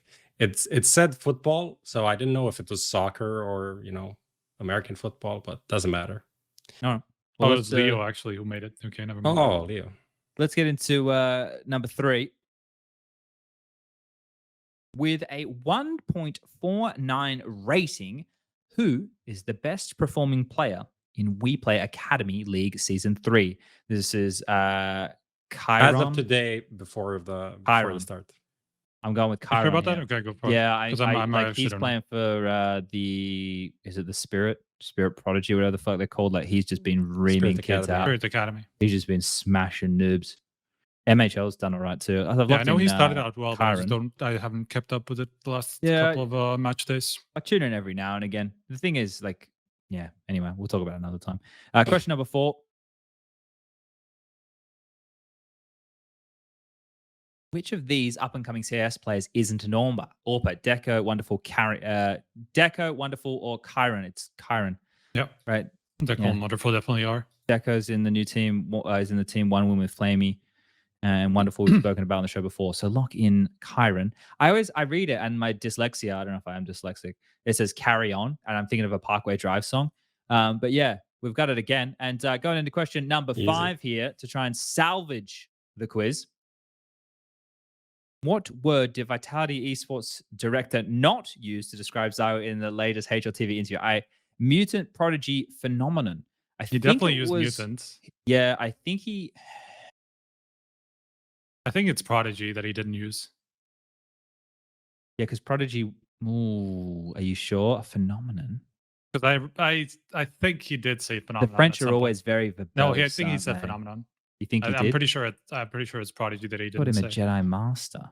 Yeah, Jedi mind, whatever it was exactly. Yeah, the chosen one. He called him like the chosen one, the mutant, a mutant. Let's go with prodigy. Let's go with prodigy, shall we? Here. What can we salvage? Can we get to the 4th tier? And prodigy is correct. So 4 out of the 5 correct. And you at home have been spamming Bitskins. One of you will be a lucky winner. Lucas is going to draw for you. He's going to put it in the TeamSpeak chat, and we're going to read it out so that you, well, know who's won. Thank you for watching another. And it is, Kalito44 has been following since September 2020. So bit of a long-time viewer. Yeah, can we do we do the ad break now, or how does that go? I think we can. Yeah, okay. Let's do an ad break. We'll be back in a second, guys. BRB. The Xtrfy M42 RGB, what a fun mouse with 5 colorways, lightweight frame at just 59 grams with the swappable backplate to suit your grip style, the sensor, the easy core, the smooth skates, and driverless control for RGB and DPI is why you should check out the M42 RGB down below. Buy and sell your skins now. Easy, fast, and safe. The best skin site. Credit card deposits and withdrawals, instant cash out methods. Get the best deals. Quick, simple, reliable. Bitskins.com. Fist bumps go to the teammates. I wanna see you fall fast. Win the round. Win the game. Parimatch, your esports teammate. And we're back in business here. Thank you for filling out, waiting for the old outbreaks there, guys. Good stuff. Good stuff. Yeah, a couple little hiccups there. Don't worry about it. We'll fix it in post. You guys won't even fucking notice it. Any of you here who thought something went wrong, you didn't see anything. Prove it. Prove it. All right. Having a little bit of a look right here, right now. We're going to be looking at the big news. So obviously we know that Gade was joining the team last year. Apparently spoke German. It didn't necessarily go to plan, I think you would say, Prof, right? It was underwhelming, the Gade edition, right? We did. I mean, it wasn't better than when Zentaras was there. It was just about the same. Yeah, I mean, the addition was underwhelming. The results were expected based on the addition, I think. Are we in agreement there? It's not like Gade came in, they should be top 5. They gotta win tournaments now. Yeah. It was like, this is interesting. Let's see how it goes. Well, the way we stretched the story was, okay, so speaking in German, it's going to free up Tabson to potentially find some more impact, and we know that he's a star player and in-game leader. And or maybe just like the team dynamic, there's going to be more team play and all of this, but the biggest problem is firepower, right? The biggest problem with this team, without a doubt. It's not their approach, it's not their strategies, it's not their prep. Well, maybe their prep, because they sometimes are a bit too prep heavy, right? And they're always like looking at anti-strats and their game plans and shit. But the biggest problem has been firepower. And Striker, this gentleman here, we brought up his name a couple of times on the show before. faveN has joined the team from Sprout, but it was always, when we mentioned him, we're like, well, there's no way they're fucking getting him from Sprout, right? Like, but they've gotten him, right? And Well, yeah, apparently, about 2 years after they first probably wanted to get him, I would say. yeah, but could things take time. Things take time. But wasn't the tagline of this to the fact that it was an unprecedented size in German CS for the signing? So Yeah. what are we talking like? I mean, the thing is like this move was so obvious that like it's just slam dunk. Like it needed to happen at some point. Like faveN was always the next talent in Germany that wasn't in the best German team. Like it wasn't even close. I think there wasn't even nobody else that could have compared to him. So I think the fact that they finally made it happen is a really good sign, because there's no way they didn't try to get him out at least in the past year or so, like or whatever, when they were last looking at changes, right? So I think I don't even have anything else to say. I think this is great. How big do we think this unprecedented size? That's what I mean. Like, what does that mean? Is it like? I mean, it can't could be more like, than 500,000, right? Yeah, I was gonna say I would say in the low hundreds of thousands. Okay. Well, Sprout, like we always knew that Sprout were like the farm team for big. That's kind of how they've always looked, right? Especially when MOUZ went international, no longer doing like the German stuff, which has been away for a very long time. But yeah, like this change, it makes sense in terms of getting them that more firepower.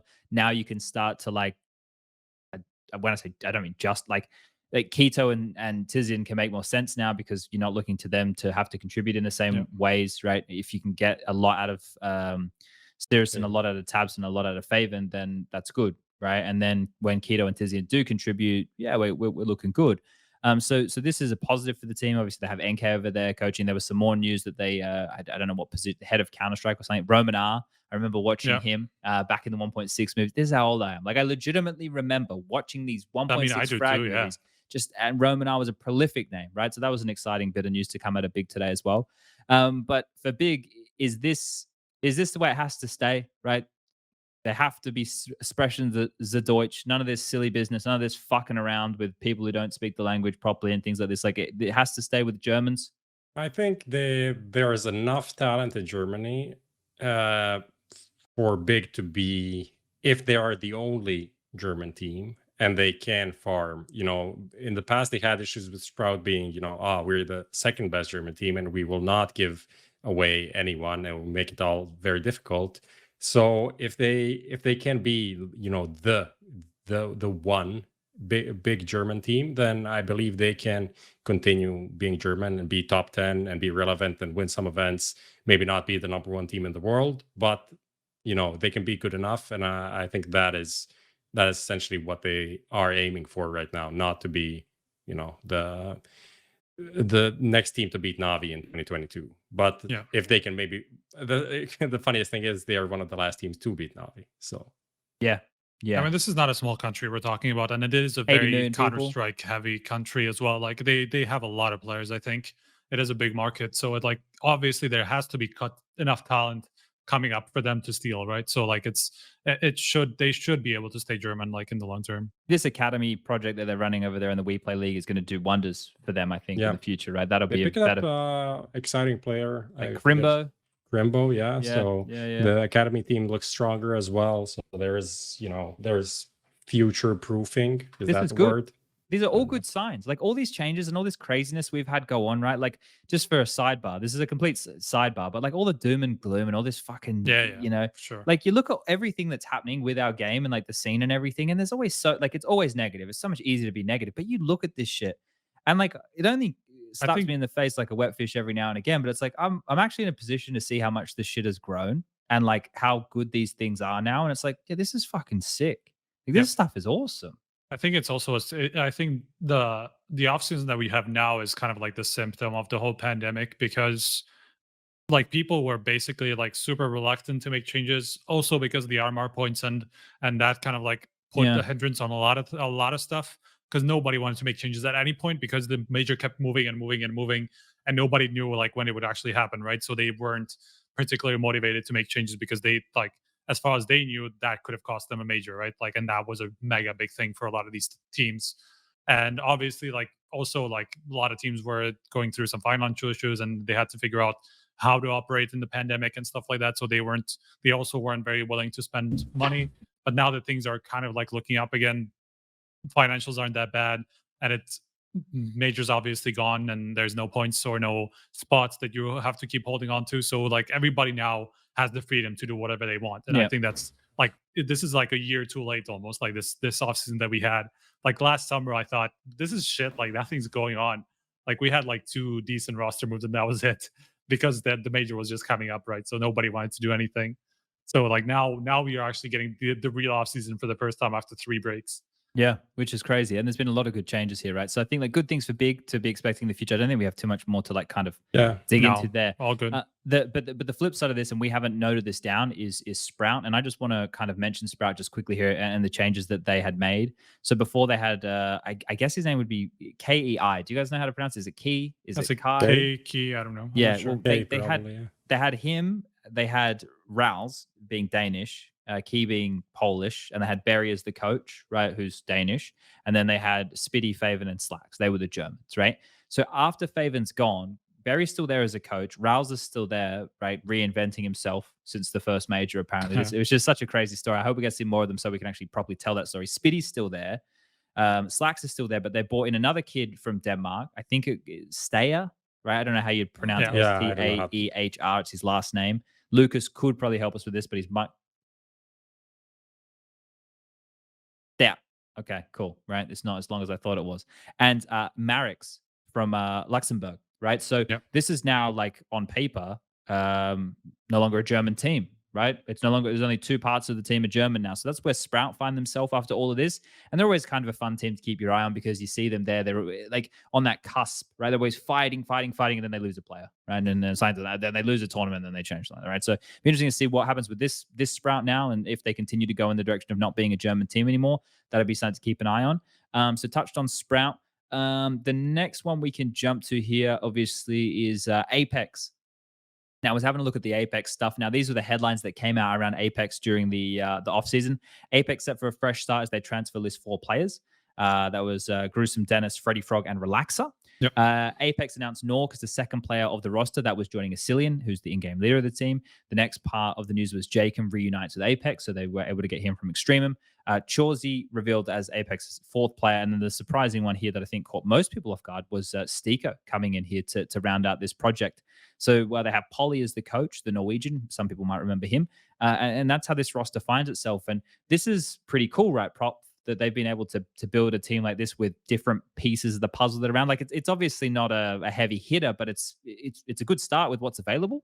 It's one of these how do I call it, like hipster fan favorite lineups, and I think it's getting more hype than it actually deserves, which is kind of annoying because I don't want to like hate on the team. I think it's a cool team, but the amount of hype is like, what are we talking about here? Like this is people like, oh, they saw Knock. It's like, oh, Knock, amazing. It's like, Knock, why is Knock amazing? He's like 24. He had like a year and a half in NIP that weren't really amazing. He was like opping, not opping. It's like, what is this? It's like they signed like Kenny S from 2015. It's like, whoa, amazing. It's like, okay, tone it down. And then, it's like kind of a similar thing with the rest of the lineup, except Chauzy, who's like an up and comer.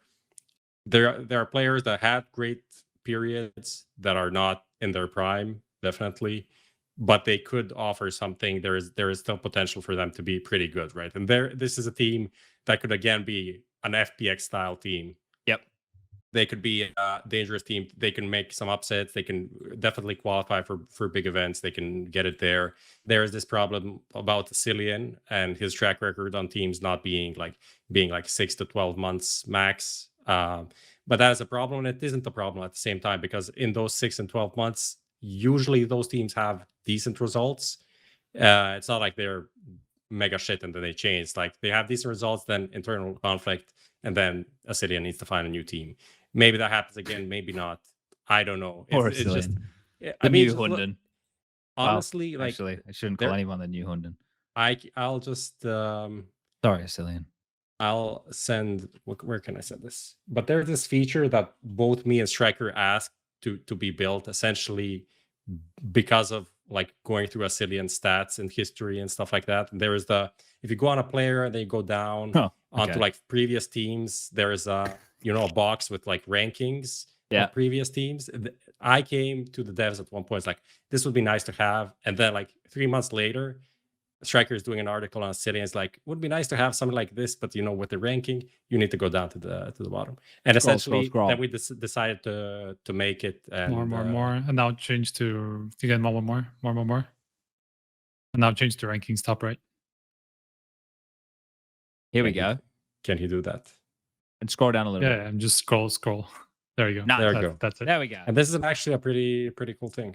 It actually shows like his teams were pretty good most of the time, but he changed a shit ton of teams. Yeah. Overall, right? Then you see like he comes, the team goes up, has like a good period, then it goes down, then he's out, and then a new team, and then it's just like this repeated process. I think the only team that you can say that didn't happen is this last Apeks lineup that didn't really deliver. But other than that, there's a lot of good work there. Yeah, it'll be interesting to see what happens with this project, right? Because obviously it's more of a tier 2 team. We're not going to, but it's like you said, they could be a threatening team. It'd be interesting. This is one of those names that you look at where ENCE were, right? And ENCE are obviously a lot more established now, and they're a lot more threatening than they were. But when ENCE came together, it's the same kind of. It's a vibe, yeah. Yeah, sure. I don't know if the individuals scream as much as the ones on the other team. For example, like Diha was pretty legit, and like the couple of names we'd already seen good things out of. So maybe I'm over speaking here, but we'll see what happens with Apeks. Okay, quickly jumping in, DJL to NIP coaching staff. We don't know Striker if it's to be the main coach, right? But we're assuming. We're assuming, yeah. Mr. Gunderson was doing the business for them for a little bit of time, right? They have a coaching slot to fill now that Threat's not in that main driver's seat. Like Croatian power. That's all I can say. Well, the last name. Yeah, I mean he's like, I don't know. He has some heritage from Croatia. He comes here for vacation, and he speaks the language a bit, so. I can take that as the biggest Croatian victory of the 2021-2022 off season. Yes, okay. Definitely. All right. But well, at the same time, definitely a very big shock, I'd say. And this kind of ties back to what you're saying about, do we know who good coaches are? It's like, maybe this guy is the best coach in the world, but based on his track record as a player, we'll see like, is he actually that good? But yeah, I would never expect him to land this job. He has some history with campus, playing in some teams, coaching some of his teams as well. But other than that, it's not like he has some massive pull that could have allowed for this to happen. If he isn't good, I feel like. Yeah, we're still in the same position we were with NIP before the break, right? It's like, even though it's a new coach, we already knew that like something like this was going to happen. It wasn't necessarily going to change the entire complexion of the team. There's still the whole conversation about, is this even going to work? Is there enough firepower? Is a coaching change going to change that? Like, okay, well, we have lots of things. Is there enough consistency? Is the way they're approaching the game? So we're still in the same position we are with NIP, but it's a new coach, and I guess we get to see if DJL has the same problems that other coaches have had, right? We'll see if the team looks different, and that's going to be pretty easy to tell out the gate, right? So I don't know if we have to spend too much time on this one. You happy to move on? Yeah. Okay. Cool. Next one here is to do with ENCE making a change. And this one was probably one of the more shocking ones for me during the offseason, because I didn't think this was going to happen. Doto, the last Finnish element other than the coach Saw of ENCE, is gone, is out of there. The rumors are they're bringing in Madden from FPX days to come on in. And the most curious thing with this is comparing the two players, they're two completely different players. Yes. So that tells me immediately that there has to be changes with roles within the rest of the team to supplement that, because Doto, the way that he was playing, is pretty handy in the clutch. Actually had some pretty good aim when pressure was on. It looked like he stayed very calm, had some pivotal moments, some pivots rounds, as we like to call them. And I thought for the roles that he was playing, he was pretty handy. But with Madden on the market, I guess they were licking their chops right here. Striker, I don't know. What do you think about this? I mean, the first thought that came to my mind when I saw Dodo go out, I was like, Stiko. Stiko makes perfect sense to a replacement for Dodo. Yeah, like he's on the market, could happen, and then Stiko goes to Apeks. That's not the replacement. Then the Mana reports comes out. I'm like, okay, interesting. How is this going to work again? I mean, there's certain things that obviously they can move around. Like Hades is clearly not like an aggressive AWPer. Like he's already passive enough and does like a lot of the supportive work. Snappy can definitely transition into a sort of a role like that, even though he likes to be a little bit more explosive and stuff like that. If anything like this, I don't know how much more explosive ENCE could have looked. now that they have modern, man, because they already were that type of a team where it was just like nothing happens for like 10 seconds and then like everything happens immediately. Like it's such an explosive team that I'm curious about how much more they can do with modern, because that's another big aggressive player that they have in that team now. So I'm just curious about how this is going to work in terms of roles for sure. I'm on the same page. I think that a lot of their players seem quite malleable, Prof. Like Diha can do it all. Like you want him to secondary up, he'll secondary up. You want him to run around with a rifle and shoot people in the head, he'll do that. I kind of get the same feeling from Spinks. You know, you want him to, he'll do it, right? I kind of feel like not jack of all trades, but I don't like Madden. I think of aggressive or second in trading, good mechanical ability, good at setting his own pace. And also, Doto was the only player on ENCE that you say like, this is the lurky / clutchy guy on the team, right? And that is why it's such a shocking change, because I looked up the stats as well. Like aside from Hades, Doto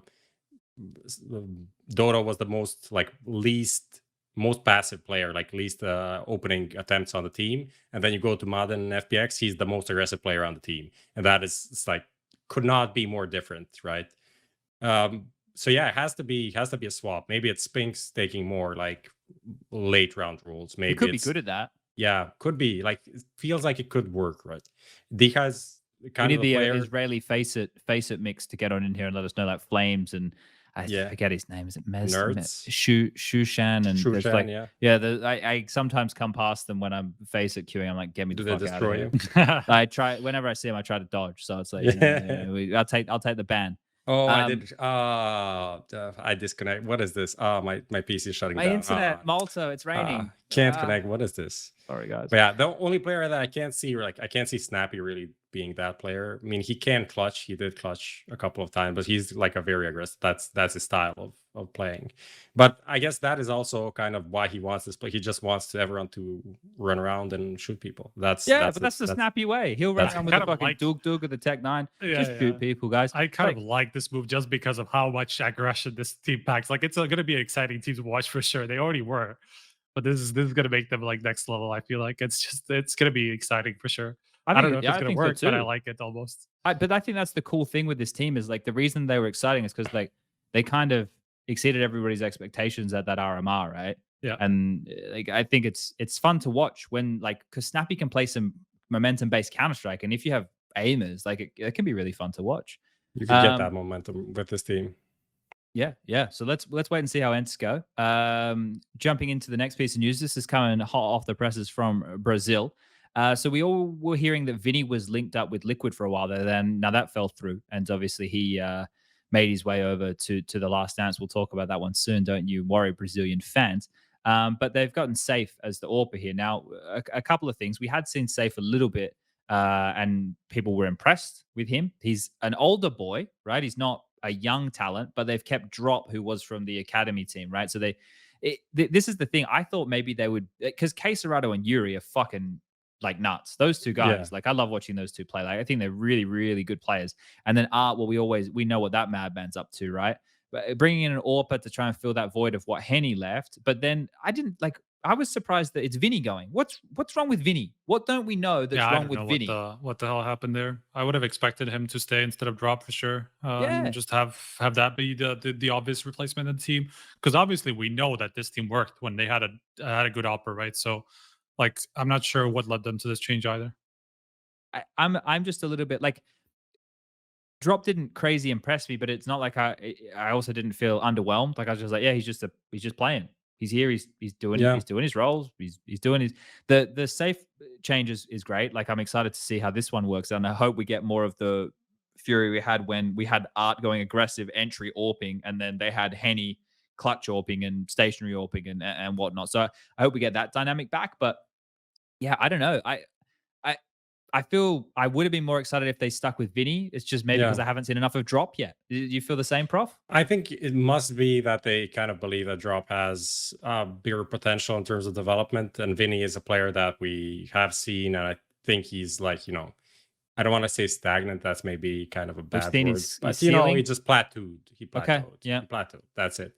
And then they are trying to maybe give some young player a chance to develop and maybe be something in the future. But yeah, I agree with you. Like I think Vinny is like completely okay player, and then if you have everything else on the team that you have right now, I think that FURIA is very dangerous, and he kind of balances out the rest of the team and being, just the glue guy support that is needed on a team, especially on a team like this. Right? I hate to say it. What if it's the case, Prof, of good guys finish last for Vinny? Okay. He seems like a good guy. He's always smiling. Okay. What if they've gone, well, he's the easiest to replace? Okay, that's your what entire if they've just gone, well, this would be easy. Vinny will just smile about it and just say, okay, thank you for the time. Maybe that was it. Maybe that was it. To be fair, if you consider where he's going, if reports are to be believed, maybe he is checked out. Maybe. Checked it. Well, and he's checking his account. I give you the hot tip, because the only way he should be making this move is if he's making bank, because he's young. He ain't old. We'll get to the average ages of the Last Dance soon, guys. Don't you worry. We're just going to do it with numbers. I won't even talk shit. I'll just do it with numbers. Okay. Yeah. So much preparation for this one. I'm impressed, Sponge. Yeah, it's a new year, new me. It'll last for the first show, and then it's like I went for a walk on New Year's Day, and then I haven't done it since. But yeah, okay. So FURIA, I'm excited to see if we return to the FURIA when they had Henny, like similar, like because quesadilla and Yuri, they're great. I think Art, I like his mind for the game. It's just they were lacking that piece that made their unique style work. Yeah. All right. This is a fun one. Liquid, we've been hearing about this. Apparently the Nitro thing is basically confirmed anyway. Like I did actually write that, and then I realized it's like not even announced still. But okay, I'm not confirming anything that hasn't been said literally by the players in the team live on streams. Yeah, that's exactly it. I'm vindicated right there. No, you're right, but that's it, right? Like some of these have just been the worst kept secrets, or not even secrets, right? Like I think we've known about this for a while now, that him reuniting with Elige. I think the NAF signing is what gave this team legs. But how do we feel? Like oSee coming in, yes, we can all understand that he's been doing his time in Extra Salt. The shox edition with that, does that sour the deal? Does that sweeten the deal? What do we think about this, right? Because now the whole team together, I would say an MBK hadn't played an official since March, January, February, May. He hadn't played an official since May. Nitro's been playing a whole different game. So, like, what now with Liquid? Like, is this just, okay, we're back together, cool, this is fun, it's a couple of cool headlines, or are we actually expecting these guys to be the hope of North America? I mean, EGR touting themselves as the hope of North America at the moment, saving NA and stuff like that. But I mean, saving NA like by picking up no new players. Yeah, exactly. The biggest problem I have, even beyond like Nitro, okay, you can have some doubts about whether he's going to be able to come back and be able to in-game lead the top team after literally he's been gone for, what is it, year and a half almost, or something like that, over a year, right? That he was gone. Yeah, exactly. Yeah. So yeah, year and a half or something. I think it was like midway through 2020, right? That he left, was something like that. So like, of course, there's going to be doubts around that. Like there's no question. Like if you play an entirely different game competitively for that long, like there's no guarantee that you're going to be able to keep up with the meta, because that has changed over that time somewhat. So it's not going to be the same thing. He's not returning to the exact same game and just like picking up old skills and stuff. But I mean, the shox and NAF combination is the biggest question mark for me, for sure, because I'm just wondering about where each of them is going to fit. Like which one of them is actually going to, I imagine it's going to be NAF is going to stay. But then again, like, do you actually bring in shox just to put him in completely different positions that he's used to? So maybe it is NAF who's going to have to adapt, and just because he is, I think if you look at those two, NAF is a lot more versatile, and he's proved that over the years. Like he's played different roles, while shox we kind of have known for being this player for a very long time now, that he has been on Vitality. So I think it's probably going to be NAF, but at the same time, like if you want to kind of keep somewhat of a stability, you don't want to change that many things if you come into a new team. So I really don't know. I'm more curious with a couple of things, right? Whether the constellation of the team works or not, right? Like you can set up what it needs to work. Fundamentally speaking, what's the plan? Is shox? Did I miss the part of the news where shox is moving to North America? Yeah, I don't know. Actually, the announcement video for shox is like starts with like Los Angeles, like some American themes. I'm like, what is? And then shox like, what is it? What does this have to do? I understand you're a North American theme, yeah, but it's it doesn't even make any sense. I mean, we assume that they're going to be spending a lot of time in the Netherlands again and just boot camping there a lot of the time, and probably not spending that much time in NA. So I imagine it's not going to be like the move to North America that you did like years back. People are saying in chat that shox is in LA. Someone just said, Joseph said shox is living in NA. So I assume that his family would have to move with him, right? Yeah, so I would imagine. But like, if that happens, okay, so he's in NA. Who are they going to practice against? Well, NA is now revived, as you can see with all of these great teams. EG are in Katowice right now, in the D'Angelo Hotel. I can tell you that just from the picture that they posted on their social media. I've seen those curtains. I mean, we've been there. We've all been there so many times that we're just gonna recognize every single. When I close my eyes at night, that's what I see. Those curtains and the carpet of the of that hotel, right? Like the bar. So who are they going to practice against? Like, what are we doing here? Like, if they're going to be based in North America and shox has moved his entire life, this is why I think for shox it's probably good for like a paycheck situation, right? Like that's probably a great thing for him. It's probably a really good paycheck he's getting here, and that's the way I would see it. A great chance here to use the North American fans to milk your brand to kind of build up. Maybe he wants to do some stream. This is a really good that team. Could be amazing. That could be amazing for him. Yeah. But and what a great team. Go down the Papito path. Yeah. Well, the thing is, you look at NAV, Elige, and oSee. I think that trio, when you just look at that and don't have any other pieces on the team, you see like, oh, this could be fucking amazing. Like this could be a team that could be like top 5, right? If you add 2 more good pieces to it. But then the last 2 signings, and Nitro is one of the first signings, at least from what we know, that was like one of the first things that was decided, at least from, the major time onto to the next year, was that he's coming in. It's like, that is a massive risk, and that is a throwback signing based on like very little except personality. That is something that we can say is pretty consistent. That is something that we know. If Elige knows how to work with Nitro and they like to work together, that's probably going to be consistent. But we don't know anything about his in-game form, calling, which are the 2 main things that are going to determine kind of the success, especially the calling on the team. So knowing that Liquid is this like massive team that can pay bigger salaries, but also maybe in some cases, if you have to relocate your whole life, that's going to be offset quite quickly. It's just not a team that I see being, top 5, maybe top 3. I don't even consider them to be in that discussion the next year. No. And I think it's weird because I thought that the plan was to spend more time in North America, more time in Europe, right? And I just want to go on like a quick little rant for a second here. It's not even a rant. It's just like, I see this a lot out of North Americans. Like the whole conversation there is like, oh, it sucks that we have to live in Europe if we want to compete in Counter-Strike.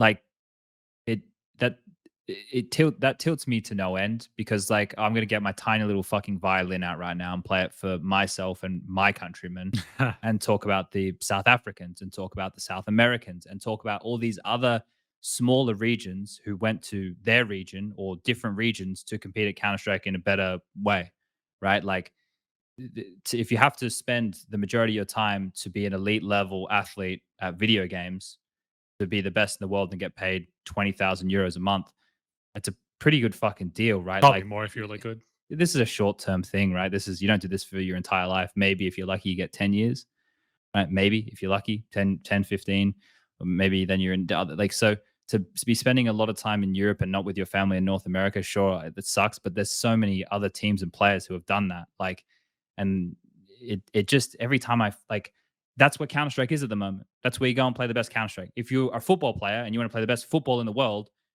you're going to go to Europe. Yep. Like, that's just the way it is, man. That kind of bothers me, because it's like the dream of so many people to play high-level Counter-Strike is in Europe. And then once we realize that dream and we have money in our pockets, we're like, oh, I'd want to spend time with my family. So, no, you fucking did everything anyway.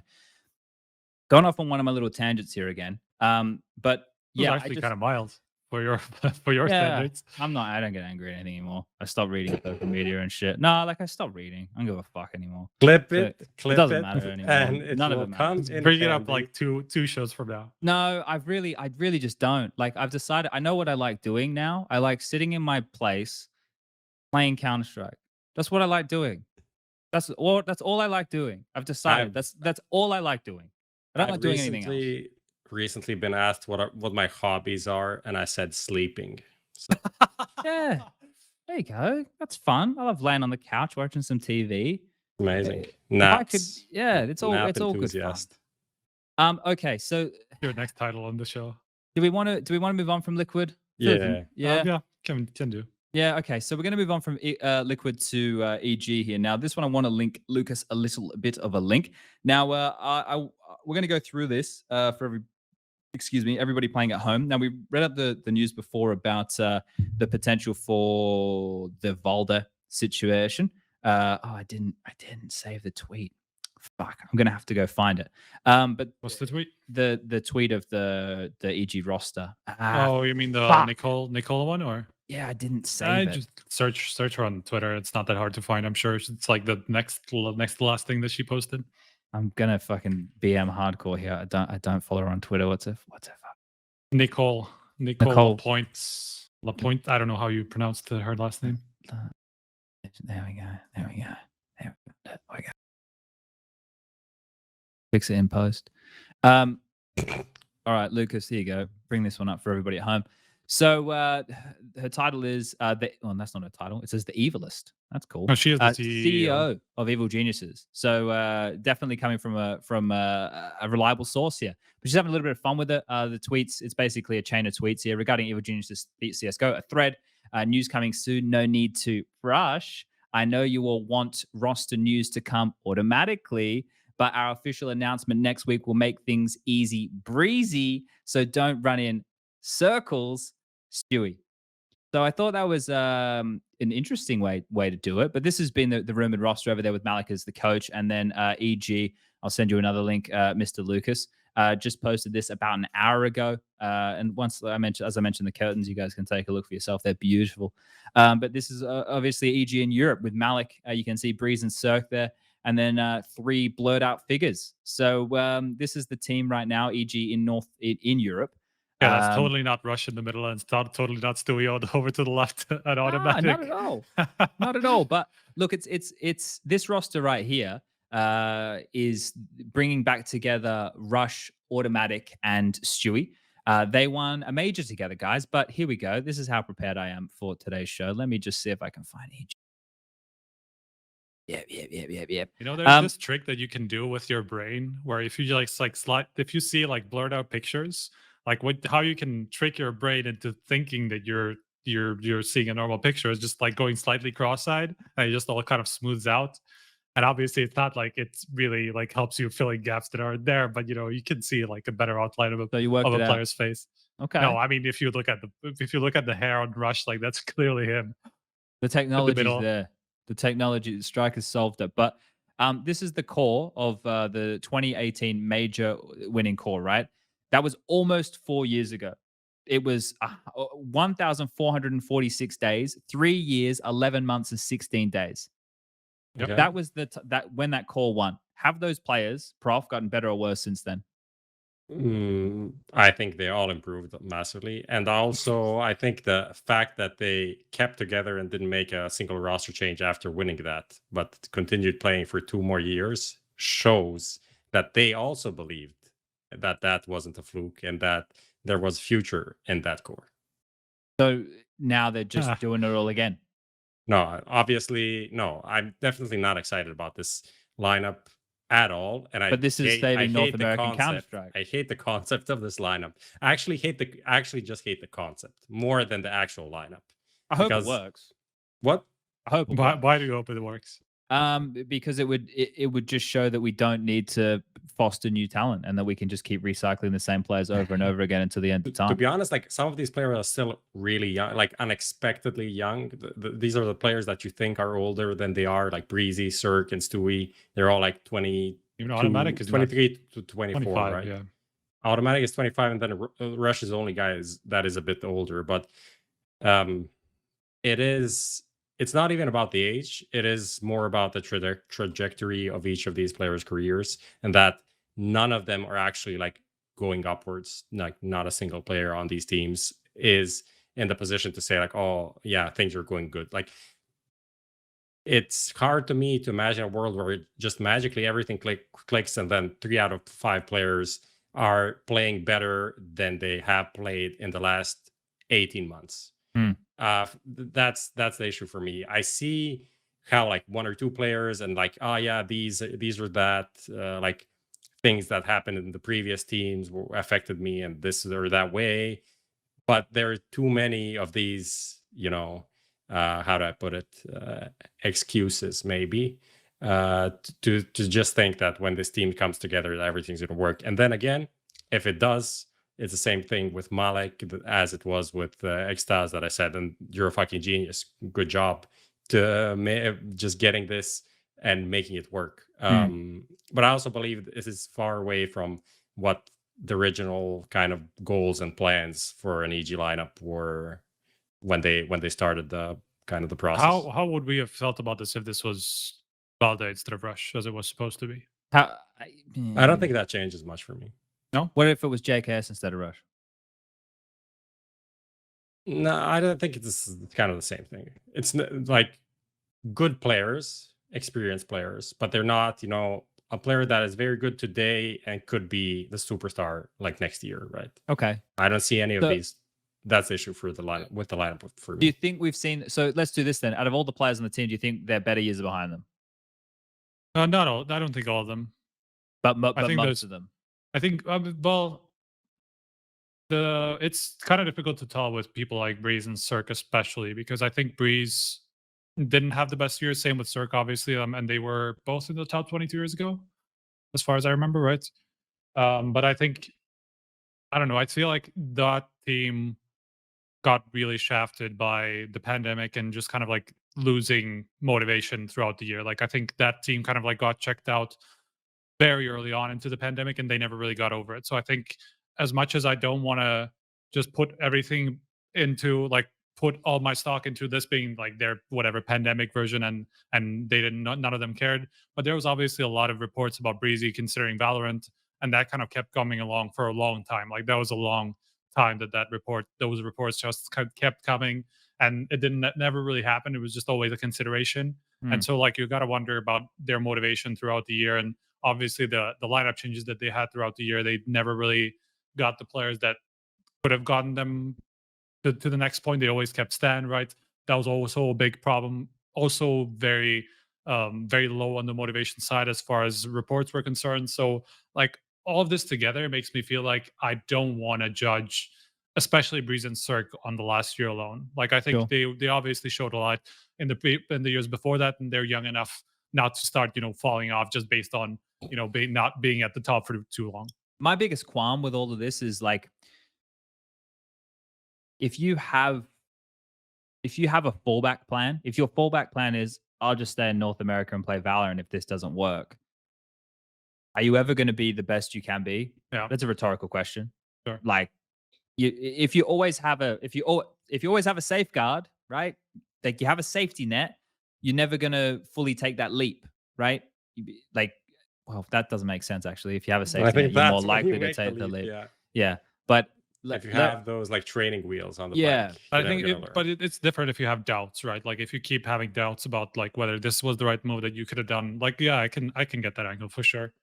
Yeah, but I think there's obviously a lot more going for them in terms of the future potential of this roster, right? Like there's like if you compare this to the previous version where clearly like things weren't really working out, and I think everybody was kind of checked out for a long time in that team, that I can see how this could spark a lot of new motivation and just passion in that core at least. Yeah, I just hope that it's like the whole thing is from like an open and honest standpoint from the beginning, because obviously resentment and shit built up within Liquid. I don't like want that to happen with this team, because if I compare these two rosters to one another, in my mind, they're both equally as good as one another, which is crazy, right? Like one of them should be ahead, and I would probably just have Liquid and purely just because of Elysian now. Right, like I mean, because their trio is definitely looks stronger than whatever trio you can make out of EG at the moment. I'm actually leaning towards EG in terms of the in-game leader situation, where I believe up to date on the meta and shit. Where I believe that Stewie could be, maybe not the best in-game leader of all time, or even the top 3 in the world, but he could be good enough especially in NA, to be like the best in-game leader in NA, combined with like his skill as a player.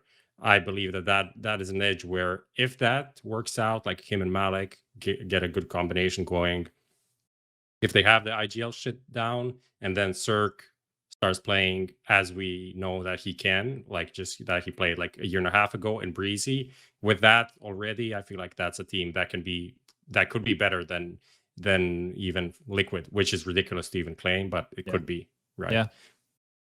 Yeah, I don't know. This one's way too hard to call. This one has it's so many mysteries because a big part of it is like what Striker was saying, like, you know, it's not that they can't return to form and you're not going to write them off as the year, but there's no evidence to say that they will bounce back. You know? Like there's so many mysteries on this one. So I'm excited to see. I mean, authentic also, we haven't really talked about, also has been out of the game for over a year now or and whatever he was it has been. AWPing So when he left, remember? He was in Genji fucking AWPing over Kusta. Yeah, that was Remember that team existed. Yeah. And there was also like a lot of back and forth about whether he wanted to be the primary AWPer and he didn't want to be the primary AWPer, wanted to be a rifle or whatever. So that was playing game leading for a bit. Yeah, that's true. Going back and forth. Yeah, let's see. Let's see if this one has any legs to it. All right.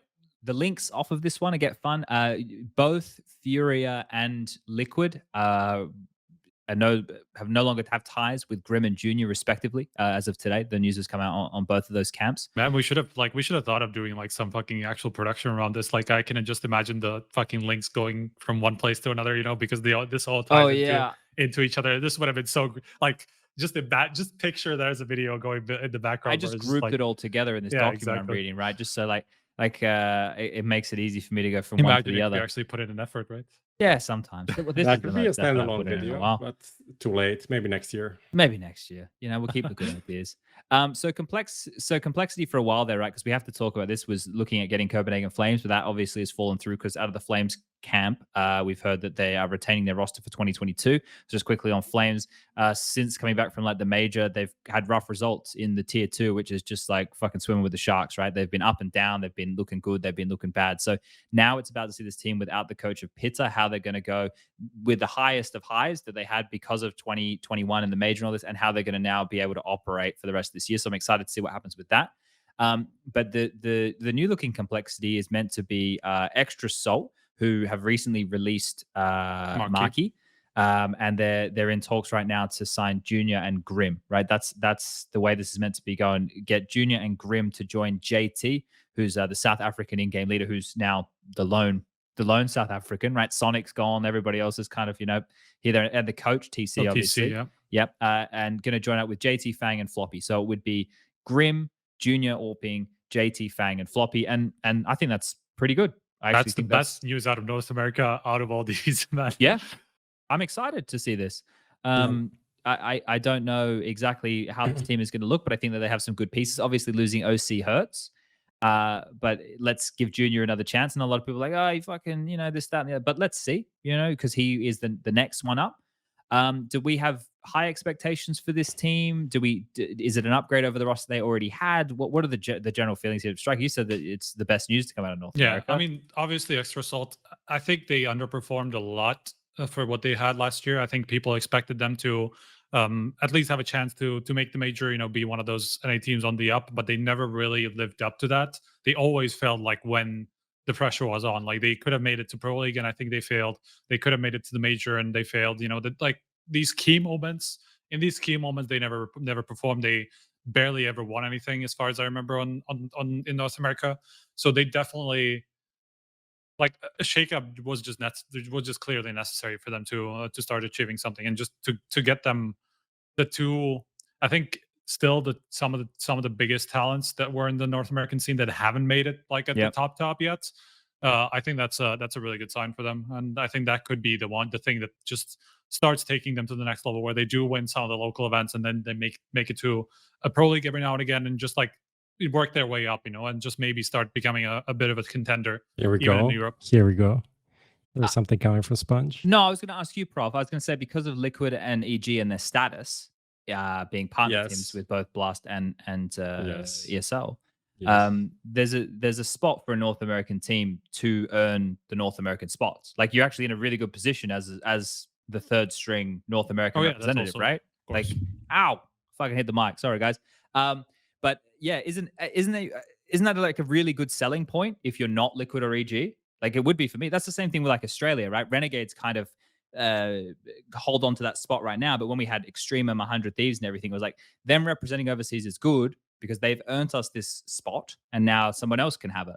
And it's kind of like Liquid and EG. We've earned these spots with brand and results and everything, and now someone else can take this. Yeah, I mean, they're also going to get it from Complexity, right? Because they are partnered with both of these. Oh, that's true too. That's I just realized that was also a big selling point, obviously, for them to go to this team.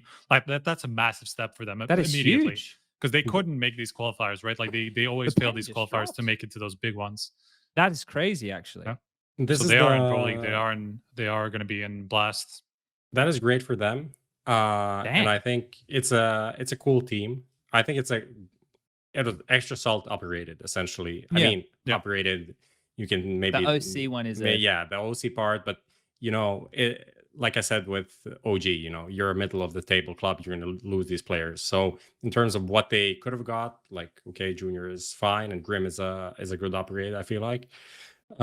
We even talked about this as a potential to some degree, maybe not exactly like this, but you know, Grim to Extra Salt being a possibility after he exited Liquid.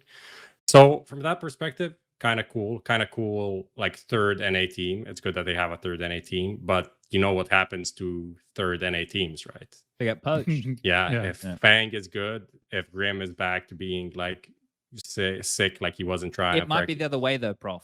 Because Complexity have just as much money as an EG and this Liquid, is the thing, right? Like from my, what is Complexity actually doing right now? That's the kind of the question, because it seems to me that like the Juggernaut Complexity spending level, this is obviously lower than that, right? They kind of said, okay, that ended, and now maybe they realize that currently everyone is buying. And they don't want to buy whenever. It didn't seem like they wanted to spend a crazy amount of money. Yeah. So they are like, okay, we want to buy this mediocre Danish team that has some potential. And then that kind of fell apart. Now we'll just buy like a okay, middling North American prospect team. And then 6 months, 12 months from now, maybe then the market is going to be in a better shape to invest, right?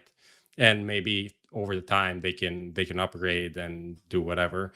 So I that's kind of how I see the Complexity approach from an org point of view, because otherwise it doesn't make sense to just, you know, we're the third best North American team, and now we'll just sell whatever player that whoever wants every 6 to 12 months.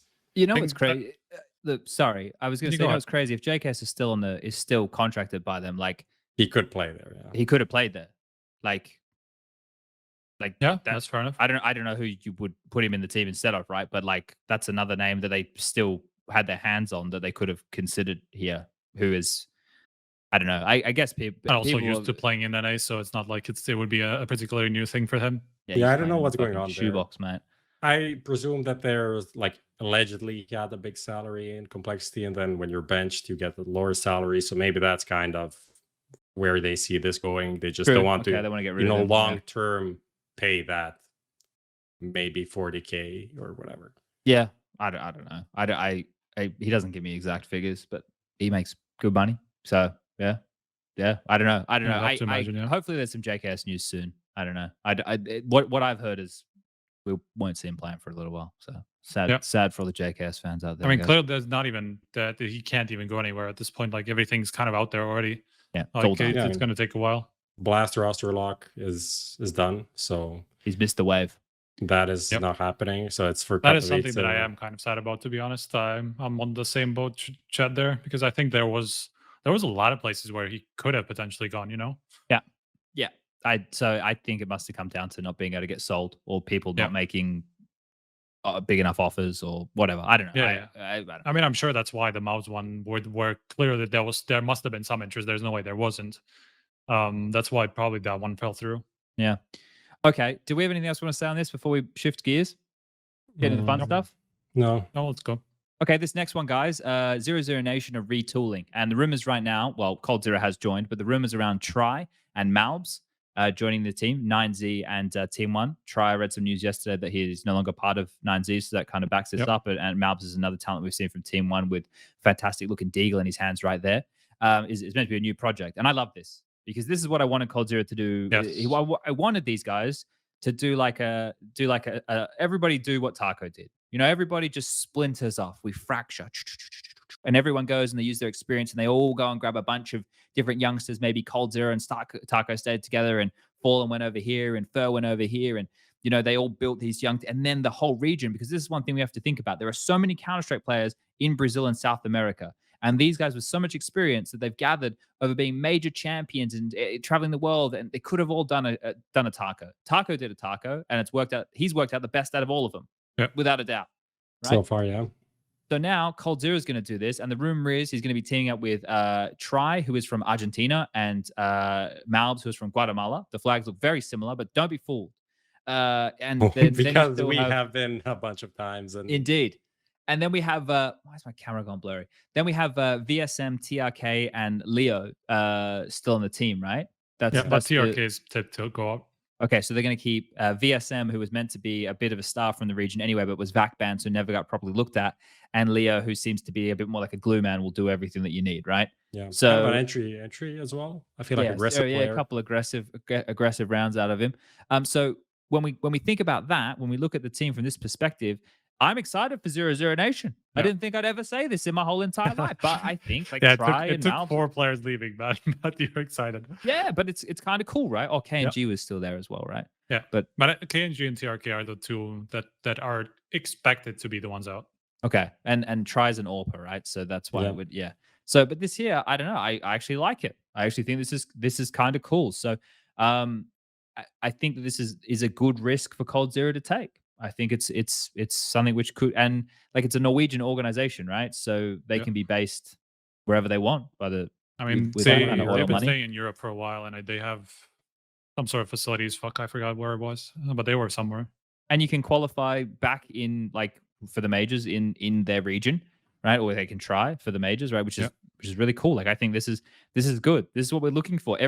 Everybody can bolster their own regions as long as there's enough support. And Brazil feels like there's a lot of support. Like their domestic leagues, it always feels like there's fucking like Keed and Imperial and like a million different organization names and stuff, right? So if the players who are from that region, who are experienced, can take advantage of what they have done, right? Because you have to credit a lot of the scene to the likes of Fallen, to coldzera, to Fur, to these guys who built the legacy and showed it was possible. Then a bunch of kids started playing, and now they can actually go and grab that talent. They can farm it. They can use it with everything they know, all the resources they have, and build some really talented teams.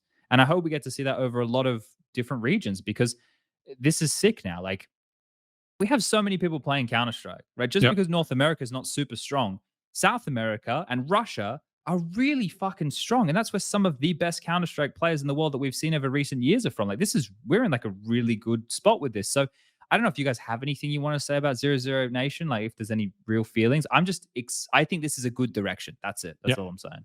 100%. I think the signings are good. Like that's the thing. Like you can get an experienced player and put it on a lineup, but if you don't support them with good up and comers, and that can be a problem definitely in Brazil and CIS as well, where sometimes maybe the buyouts aren't realistic, even though I hate using that word, but no one's going to pay them.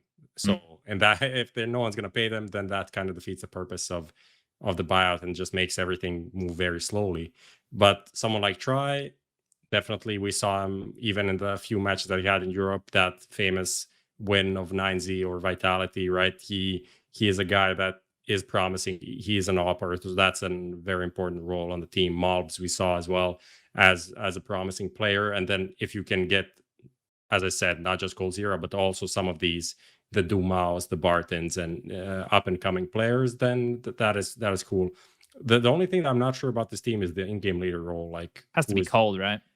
Is it gonna be Cold? Maybe it can be Leo. Maybe. I'd like Cold to do it in he has some experience IGLing, right? So I think in Portuguese he'd be good at it. Yeah, wouldn't be weird. Yeah, that makes the most sense, right? Like he's the most experienced guy. He's actually had some experience with it. He led FaZe. Obviously, they didn't really do much at that point, but they were also in a transitional period, right? And he he famously kind of like secondary in-game led in all the previous rosters that he played in SKLG stuff like that actually won majors, right? So clearly he has a lot of experience, at least being like taking charge. Well, boys, I think it's time we get to the most exciting piece of news for the evening. Ultimo bailando.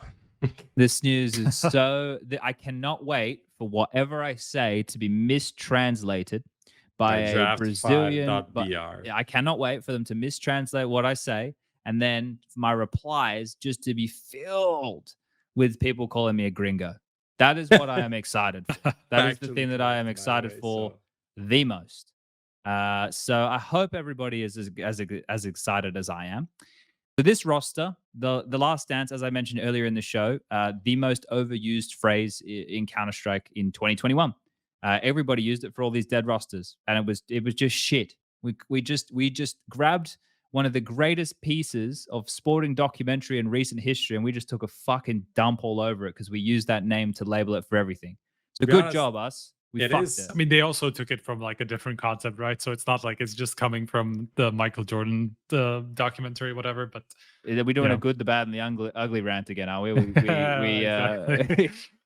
go on that angle. Yeah. What were we saying, Prof? No, I mean, like most of them don't even have The point is like the Vitality run feel that is kind of that matches the Jordan and the Bulls thing, because like it's the end of this lineup. We have a couple of events to play. Yeah. But it's not our decision. We aren't shit. We're like kind of still okay, but this is just not continuing on. So that kind of fits, but it doesn't even fit for this case, for example, when a bunch of players that used to play together and then like some of them give up on the project, make a reunion to not play the last time. This is like the first time in the 6 years that they're playing. There's no continuity based on their legacy that happens. So this is just like a revival tour. This is, I mean, the Last Dance. The thing is, like, literally White Snake with some like teenage Croatian guy singing instead of the. Oh, that actually a band. Okay. You know, that is exactly what is happening. This is okay. The thing is, like, I even feel like the fact that everybody calls it The Last Dance and they've just like taken that's just taken such a big focus. It's, if anything, it proves how shit this project is. Oh yeah, isn't it? Yeah, like that word just like perfectly explains what this project is. Just like our last time at the top. Like this is where it ends. Like the word, this is the peak. Let's just go through some of the names on this roster. Fallen will be leading the project. Fantastic, right? The godfather of Brazilian Counter-Strike, in-game leading, could do really well speaking back in the native tongue. Could get himself, some of these up-and-coming youngsters that we were talking about from the region here to build a team around and pass his knowledge down. But no. We've added none other than FUR. Last time you saw FUR play was when he joined 00 Nation after probably, a year hiatus? Where he was in like Imperial and like played at like in the lower Brazilian teams. And then before that was MIBR, which was just a shit show, right? It was bad. So FUR's in the team. FNX. You may remember him recently from his time on a Brazilian reality TV show. Also trying to do celebrity version of boxing in Brazil by staging a fight with a League of Legends player at some gala they were at to box each other. So that's maybe the last time you could be remembering. I think he played in some lower tier in Brazilian team as well. I can't remember. Imperial and Red Cannons. Yep. And then adding to this team, we have Bolts. I don't know the last time you'd remember Bolts, but the last time I remember Bolts, I was playing against him on Cobble. So that to be honest, Bolts was, I think, the best player in MIBR. This latest version of MIBR that we only saw in the Blast stuff, and then here and there. I think so. Is this actually the time where they finally give Bolts the star roles instead of what they did to him when they first got him into the team? Poor Bolts, and they just like grimmed him. Yeah, exactly. Yeah. Grimmed. But the last member of this team is Vinny, who we've already mentioned a little bit earlier here. Now, here's the deal, guys. I've gone through and I've grabbed the new rosters for G2 and Vitality. I've grabbed Navi, Gambit, and Heroic. And those are the rosters which make up our top 5 currently on HLTV. The average age of the best team in the world is 22.4. The average age of the second best team in the world is 22. The average age of the third best team is 22.9. Actually, no, wait, I fucked this up. Heroic is the 5th team. Sorry, the 3rd best team would be G2. And the new G2 roster, their average age after the changes is 23.8. Vitality, after their changes, their average age is 23.6. Heroics is 22.9. And the Last Dance, or Flexo, as I believe that's where they're visiting, playing on LAN together, their average age is 27.4. Now, it should have been worse, by the way, if coldzera was part of that project. A lot worse. It would have been significantly worse. And the reason that the average age is 27.4 is because FNX is 31, Fallen is 30, and FUR is 30. I know that FNX has never lost a major. He can't undefeated win at majors. He can't lose if he doesn't qualify. So that's gonna stay. That record is gonna stay intact, 100%. Well, it's going to be very interesting here because this team right here, right? If this is a project that they are very serious about, there's a couple of conditions which need to be taken very seriously. And first of all, that is the amount of time. Well, the way you said it is like back pain, and what else comes. I just meant the amount of time. I just meant the amount of time they have playing the game. Indigestion. That's a fucked up one. The amount the game has changed, right? Since these guys were at the top, they were the ones at the time when they were the best team in the world who were defining the way the game was played. But the way that the game is played now, and the amount of time that these kids are putting into Counter-Strike, and the details that they already have on lock, the amount of work that is going to be necessary for this team to be able to be a top contending team in the world, which is what the fans, right, want to believe. I don't know if there's more hype about this or if there's more hype about the KNG lot, right? Because over there in Brazil, they get a lot of viewers for all this stuff, regardless, just because of the names, right? Because the names are what people want to watch. So this team, in terms of eyes and in terms of domestically and in terms of all that stuff, is going to have so much behind it, right? That if this is just we'll play locally and we'll play in the domestic tournaments and we'll make a massive bag of cash, they will succeed. They will succeed. This is like a dignitous project that will work because the fan base in Brazil is actually big enough. Whereas the fan base for NIP's old leftovers, right, over there at Dignitas is not very exciting to 6 Swedes, right? Like the fan bases aren't comparable, right? So they have succeeded in making a fan favorite that a lot of people will tune in and watch. But if this is something that they genuinely think is going to be one of the top 10 Counter-Strike teams in the world, I would like them to explain to me how they foresee that. Like, what are the conditions that have to line up for this team to be a top 10 team? Like, I think can anybody try and make that making, case? You'd have a hard time making a case for them to be top 30, man. Yeah, in today's world, I'm trying not to easy. Get, like I said, I think dropped 5 or whoever. Yeah, like not calling out. It's just like the first Brazilian out. It has a memorable name, so that's why I'm mentioning them. I don't have anything against them specifically. Yeah. Just Brazil in general. Yeah. That was a joke, by the way, for anyone listening. No, no. This is just a worse Oplano. It is worse. Fallen is a player that has a place potentially still in a top team, like a top 20 team. Let's just be wide, maybe even top 10. Vinny has a place in top 20 team. Bolts maybe in some Brazilian team. He could maybe be in 0-0 Nation. And 0-0 Nation could be like a top 15 team, right? I don't see an issue with that. But like FUR didn't show anything exciting for a year and a half, and FNX looks amazing, right? Very handsome guy. I wish I looked even 10% of 30% of that, with his shirt off. Jesus, right? But like, I don't know, boys. I don't know. Like, and I don't want to be that guy because, like, this is the thing. FNX, FUR, and Fallen are legends in Counter-Strike. But we're talking in 2022, right? Like, the thing is, even like a lot of the people that kind of argue for this to be a good idea is just because this is like the old core. And no, we get to watch them again. We don't care how this team does. Not even like a lot of people don't even have the expectation for them to be good. That is true. For them to be, the problem is for them to even play at any sort of level, they have to be decent. Like this team has to do something for you to see them play. Like, and there's no guarantee of that at the moment. Like they could really fall by the wayside like within 6 months, man, and just not play anything. The latest report is that their Imperial, the org, is Imperial is being interested involved, in them apparently. So what does that mean? What are their ambitions? Maybe their ambitions are just being in Brazil, you know, and here and there going international, playing some events, maybe getting invited somewhere, or doing some qualifiers, whatever.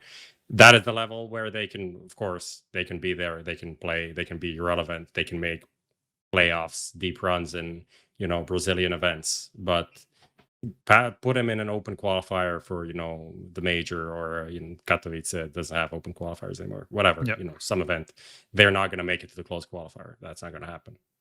Yeah, I don't know. I think we've probably spent already too much time talking about this, but I wanted to bring up those numbers of the average age, right? So people could understand where the top 5 teams in the world average age is at, and then this project. So just again, for the top 5 teams in the world, the highest average age is 23.8, right? Most of it is in the 22s. And then for this project, it's 27.4. Was that G2 or who was that? G2, 23.8. Yeah.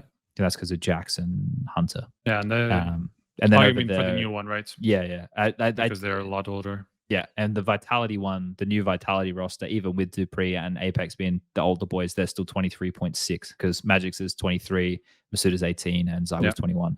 So that they're a young team as well. So like that just has to be a consideration, right? And like people go, oh, but age is just a number, it's a video game. Yeah, I'm sure, but like there's a correlation between these. No, historically, like we just haven't had people reach like peak levels at this age, like be able to be a top player at this age. Like it's just hasn't happened. Like that's what I was saying, right? Like the 2 players that have made the top 20 beyond 28 have been Neo and Forest, literally 2 of the most fucking generational talents we've ever seen in the game. And the only people who are probably going to break that are like Zaiwu, Simple, and these guys. Yeah. Like that's the expectation now. Like that the only people who we expect to keep up that same level, like into their 30s potentially, is like the biggest talents we've ever seen in the game. Like this is not, and that's not the same level. Someone in chat says, what stats you looking at? The new Vitality is 24.3 with that new team. Maybe I added it up incorrectly. This is me we're talking about. I said we're doing math. I mean, if you do together. Well, maybe you just did like the rounded down ages instead of like taking actually into consideration like that they might be approaching like the next year and whatever. Maybe I didn't. I just looked at like I just quickly skimmed. Okay, then that's why I guess. Just bang, bang, bang, bang, bang, bang, bang, bang, bang. Anyway, Prop, what were you saying? I don't know. You don't know? I lost my track. Yeah, lost track of thought. Yeah, me too. Playtime. Playtime. Yeah, let's go to playtime. Let's go to playtime. No, we're not going to playtime, guys. We're not. We Let's were go to playtime. Can we go to playtime? I really want to go. Well, it's gonna happen at some point. Seems like we can't go. Let's go to playtime. Let's go to playtime.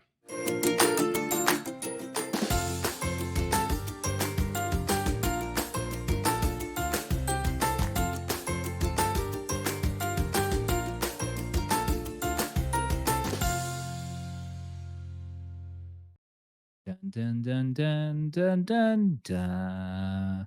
Let's get into the Power Match Matchmaker. Luke, as soon as the links are ready, send them my way. That was from Thomas the Tank Engine, everybody. Maybe you saw Thomas the Tank Engine when you were a kid. Maybe you didn't. Maybe you're more into the Teletubbies. Maybe you're a kid right now and you're into Paw Patrol. I don't know what you're doing watching a podcast about Counter-Strike, but welcome.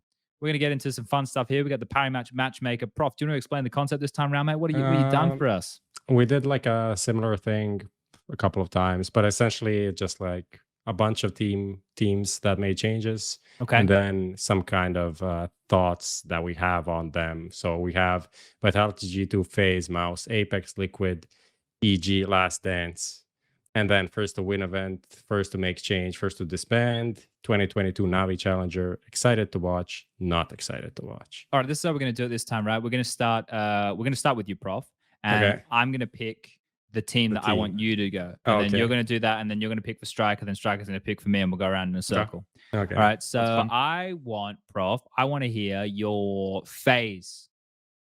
FaZe. I'll say, out of all of these, first to win an event.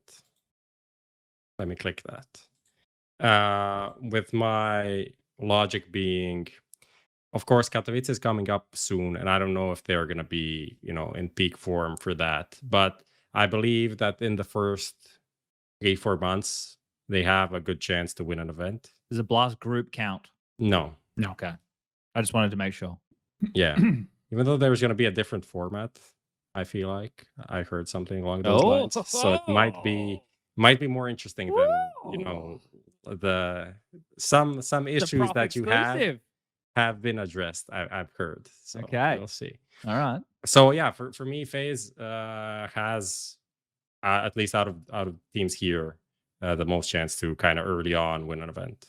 Okay. All right. Pick a team for striker. Pick a team for striker. Let's pick Liquid. Okay. Ooh. Okay, let me see.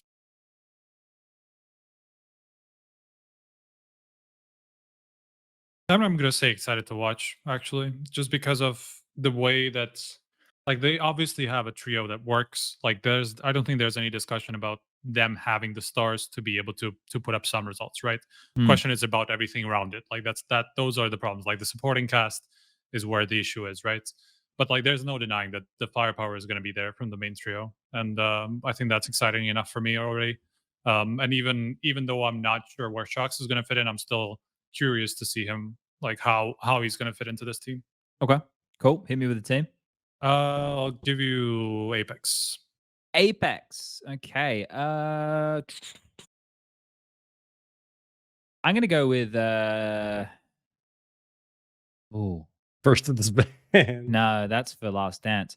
I'm gonna go with not excited to watch, because like they're gonna be a team who can maybe, challenge some names, but I don't see them being like a top 10 mainstay or a top 15 mainstay. So I'm not like hugely excited to see their brand of Counter-Strike or anything. I know they will be a speed bump for certain teams, but they're not going to be turning heads, I don't think.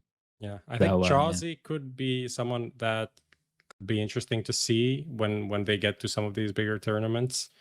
But yeah, generally I agree with that. I feel like they needed one more player. Like, would it be like a Madden or a Mir or someone like that I could get really excited about? Yeah, just to add on, maybe that's like a change coming from my perspective. I think it would be good, Sponge, now that if you go around the other way. So now you do striker. Okay. And then yeah, you're right. Yeah, we mix it up a bit. All right, striker. I'm gonna give you I'm gonna give you Vitality. Vitality. I'm gonna say 2022 Navi Challenger. I think long term, I think end of 2022 is where we're gonna see Vitality at least compete for titles at the top. Maybe not even end of 22, but by the middle of the year, I think we're gonna see them actually contend for the #1 spot. Okay. All right. I like it. Ambitious. All right. Hit Prof up with the team. What else are we missing? G2 MOUZ, G2 EG, MOUZ. Last Dance. Okay, just go with MOUZ. Ooh. Actually, no. Let's do it the other way then. Let's do first to make change. Oh, we need to go the other way. Okay. All right. All right. First to make change. And you can obviously pick from teams we already gone over. Yeah, true.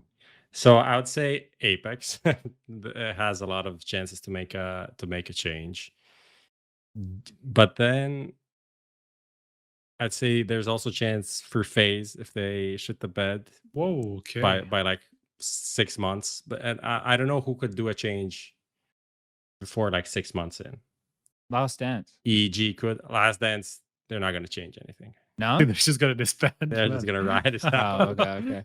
I feel like MOUZ, if it doesn't work. MOUZ could also be MOUZ is possible because they have like EG clear. Could be a pick technically, even though I doubt that they would get anyone, since all of these teams are like kind of high on, like they won't get anyone from Liquid or Complexity.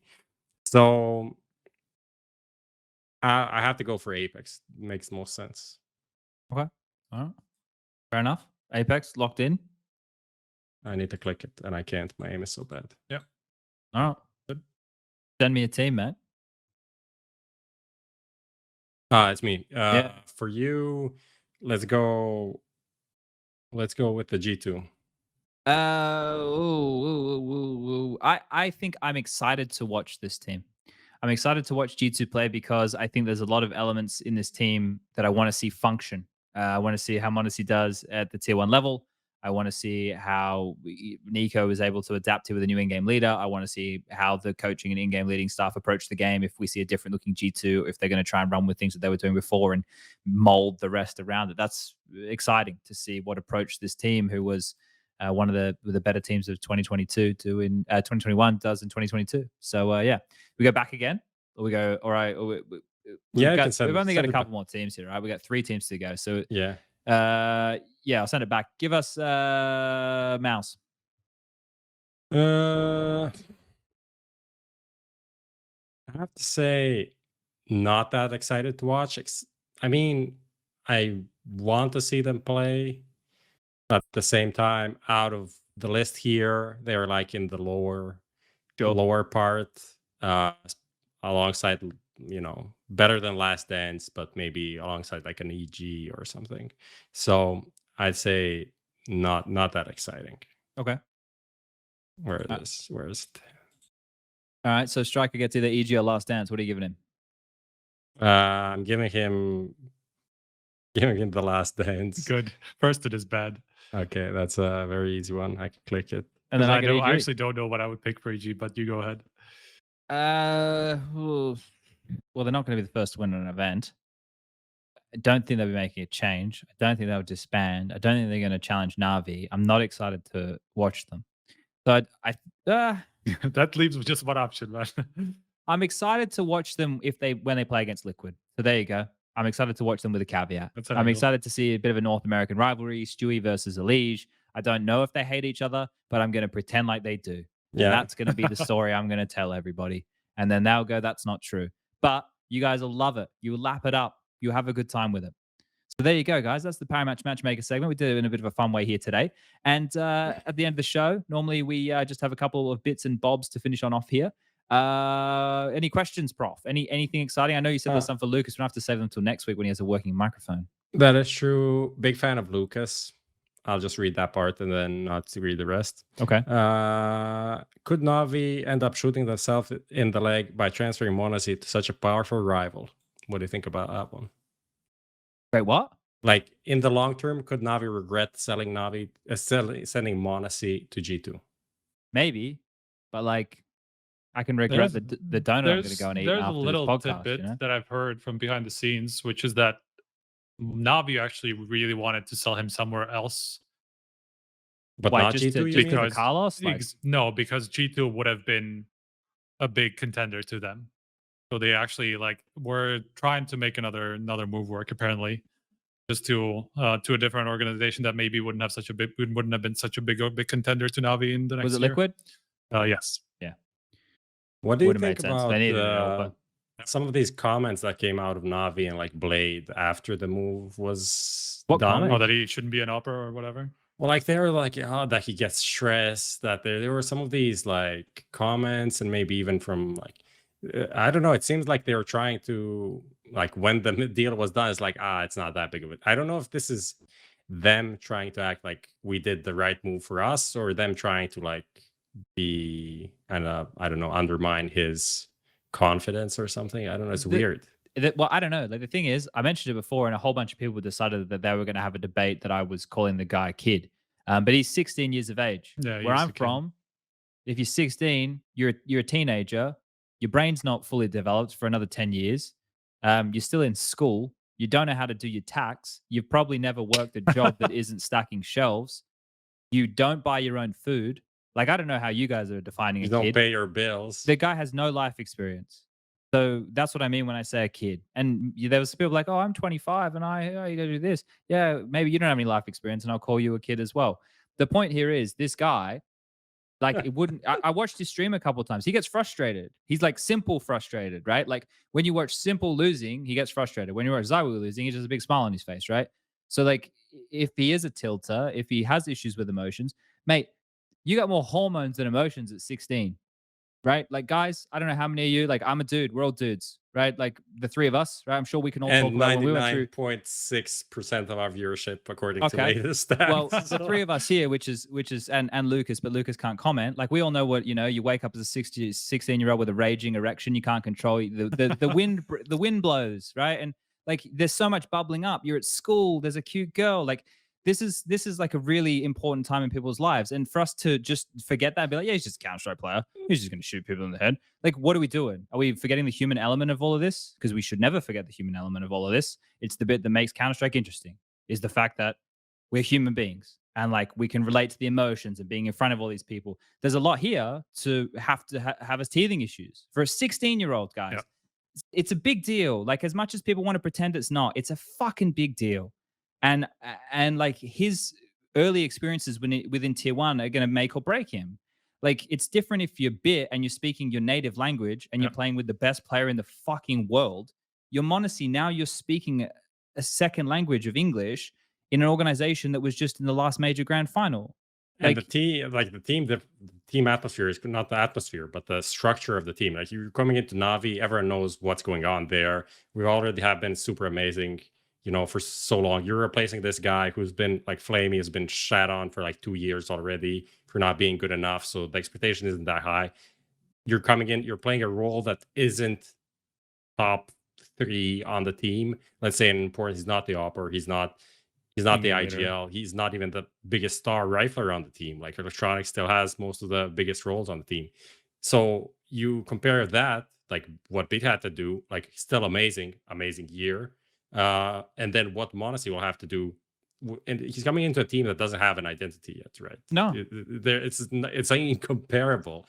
It's not even vaguely similar. So it's a learning curve, definitely. Yeah, I'm skeptical, but I'm holding it. Like, I want to see what happens. This is a really exciting storyline to follow. Because if this happens and it works and he's just out there frag, and then he's just another one. And like,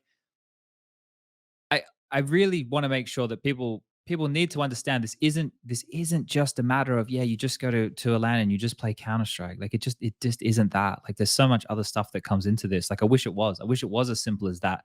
Like, traveling for the first time without your parents, or like, I remember Brolin, when he was going to his first like LANs overseas, his parents were there with him. I remember seeing them. We were at an event in China. They're in the grandstand watching, and I was like, that's fucking cute, and it melted my fucking heart. But it's like, this is what we're talking about. Like, so I just want people to try and keep that. I don't even know what the fucking question was, but we've ended up here. But here we are. Doesn't matter. Well, it was a mistake for Navi to sell him. Next question. With the rise, I don't even read this, but it had a lot of keywords that looked good, so I just copied it. So let's see what the question is. With the rise of EU/CIS academies and promotions to tier 1, should Liquid and EG start their own NA academies to set up the next generation of talent with more resources for team play rather than aim, particularly IGLs, which NA is currently lacking massively?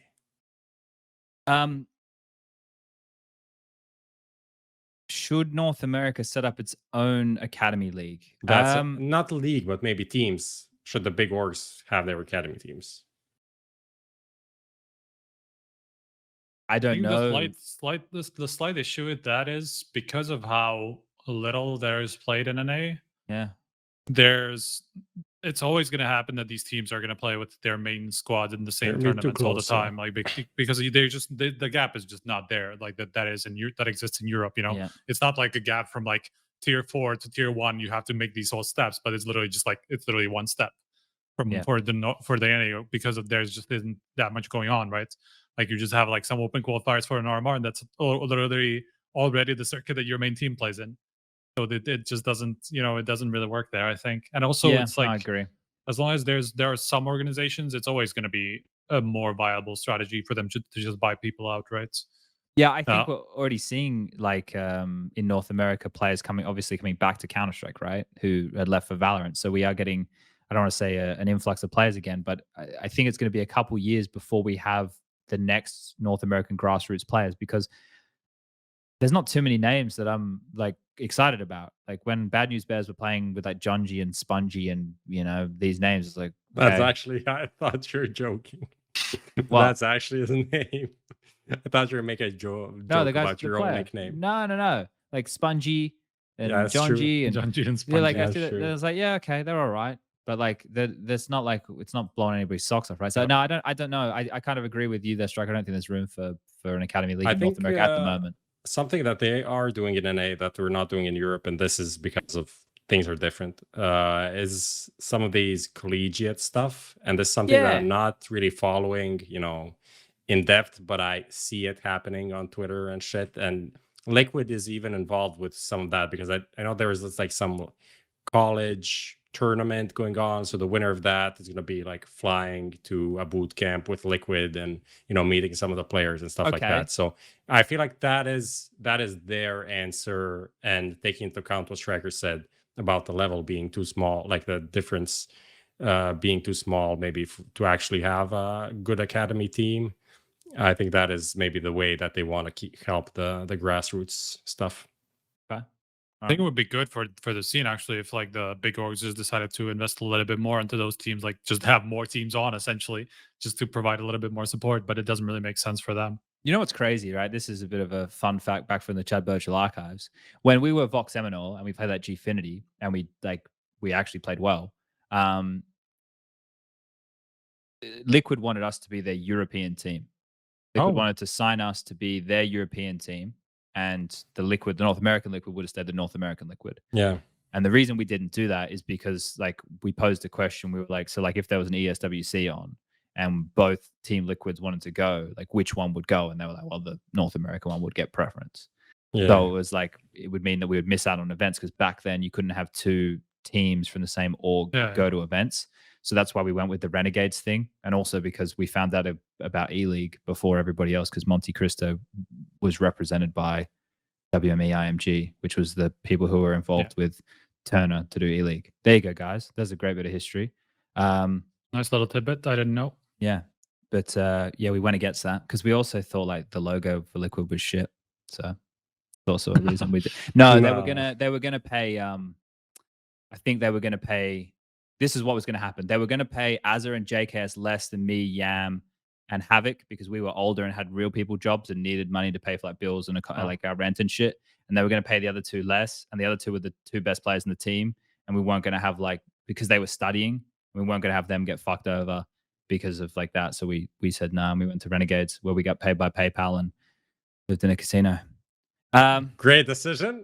No regrets right there. No. Moving on. Swiftly on. There's just a bunch of player names that people asked about, and the one that we didn't talk about, Double Pony. We don't have to talk about them, but there are some rumors. They're positive already announced, right? News. I don't know. I thought they got a team called Heat, HEET. It's a report. I don't know. Okay. I don't know what is reported, what is not reported, what is out. I'm just living in this vague swamp of information. Okay. And that's why I'm just treading carefully. And it's only a report so far. Well, it's kind of the worst decision I even got baited, made, man. Right? He just posted some fucking a teaser on their Twitter that a big news was coming, and just an outline of a team that clearly didn't look like the Double Pony, but I thought they just made super random outlines just to freak people out. And there was a lot of double pony under it, and it was a fucking Valorant roster. Nice. And then there's one player that we didn't talk about who today is no longer in the team that is considered the Czech pride. Sinners. I asked you this a while ago, Striker. What did you say? What did you ask me about? I asked you if you thought Sinners were going to make any changes, and you said no. I said yes, and I knew that this was coming. So you lied. No, I'm pretty sure I said you yes. You lied to the people at home. Didn't I say yes? No, I'm pretty sure. No. This was back when maybe this was earlier. When Oscar made that tweet, out of Sinners. And then he was like, this was typo out of V4. I'm pretty sure it was already kind of maybe I'm wrong. I don't remember when I think you were no, he's gonna continue playing. And he did play some more matches, but essentially end of the road. But they're getting this, what is it, FURIA? Yeah, FURIA. Is he good? I was scouting him kind of for the Entropic organization 2 years ago already. Or was this 2 years ago now? Or a year ago now? I think. Where they were looking for changes. They wanted to get a new AWPer, and he was definitely the biggest one that they wanted to get. He just ended up deciding to stay in Enterprise, which actually kind of worked out well for him. They were actually the better team this year than Entropic. So the Czech team, obviously. So yeah, he's definitely like the biggest AWPer talent that we have on the scene at the moment. I don't think there was any discussion that it wasn't going to be him, and he even fits role wise as well. He's kind of more like like a passive AWPer. Fits into the Oskar role better than like some of these other ones that are more aggressive on the scene. But explain this to me. Why is Oskar left? Like, where he doesn't really have a lot of prospects, and he just had to work his way back up. They even said they transferred him to a different European team. All right, well, tell us then, Striker. I mean, there are reports of it being GORILLAZ. And that ends tonight's show. Thank you, everybody, for tuning in. It's been wonderful. Yeah, but we probably should end on that note. I mean, there's nothing to add. Not much else. There's nothing to add. Do we have any other fun questions, or are we? No. There's There's another. Actually, shout out to one player that we didn't mention. Play me to one win. That is also true, but Bobski is still on contract with Astralis, not doing anything, and probably MICHU to Mad Lions. MICHU to Mad Lions. I thought this already happened, but that was innocent. That was innocent to Mad Lions. Right? I see. So, okay. I mean, that's a fine signing for Mad Lions, I feel like.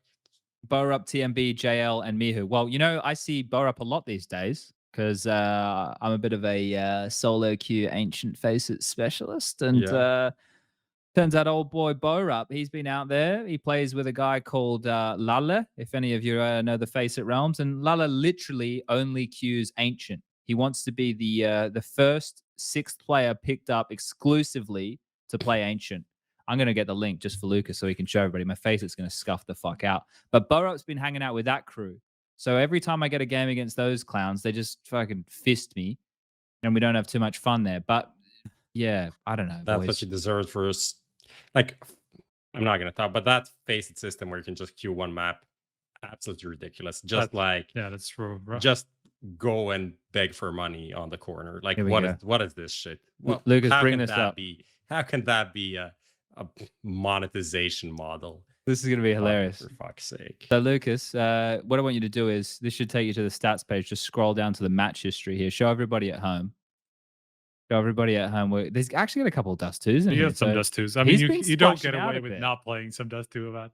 But yeah, but look, he's got a patchy where he played Inferno, Train, Overpass, Mirage. He had a massive fucking lost streak in a row. What the fuck? He only plays Ancient, dude. When I say he only plays this guy, but like, look at this, fucking loves it. Like a couple of pages down, it's like a fucking 30-3 match win streak or some shit on Ancient. Like, it's insane. And here's the thing: Lale has tainted.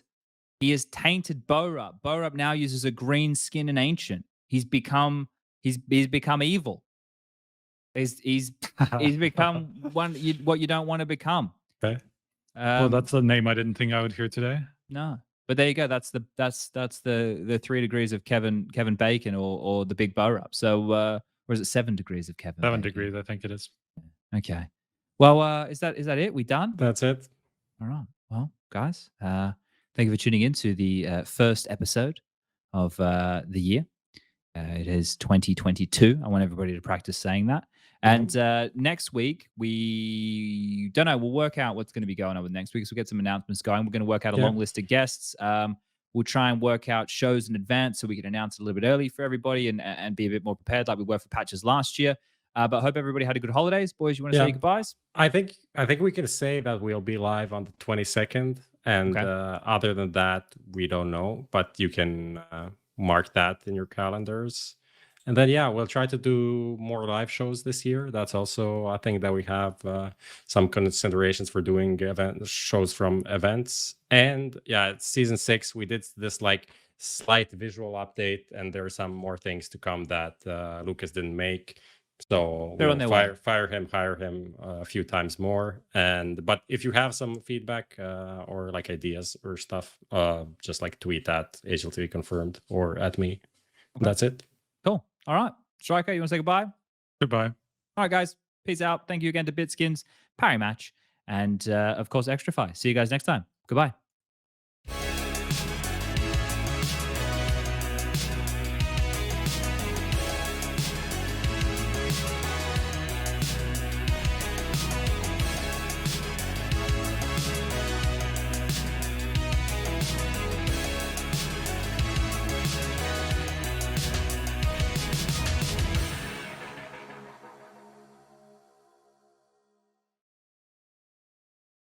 Add some fun to your space with Xtrfy, designed in Sweden with focus on quality products built on experience. You're looking at Project 4, their 4th generation of products with super cool colorways to stand out, with matching sets to satisfy with a solid B4 bungee, lightweight ergonomic M4 mouse, the K4 keyboard is fantastic, all of which are performance focused, and finish it off with colorful GP4 mouse mats that are bold in design and smooth on the surface. The retro theme in particular has got the feels. Complete your setup with Xtrfy.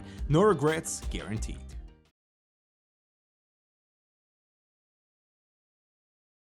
Stuck ranking up? Lost the motivation to grind? Bored of clicking heads on aim maps? Get some color into your game. Bitskins.com. Buying and selling skins made easy.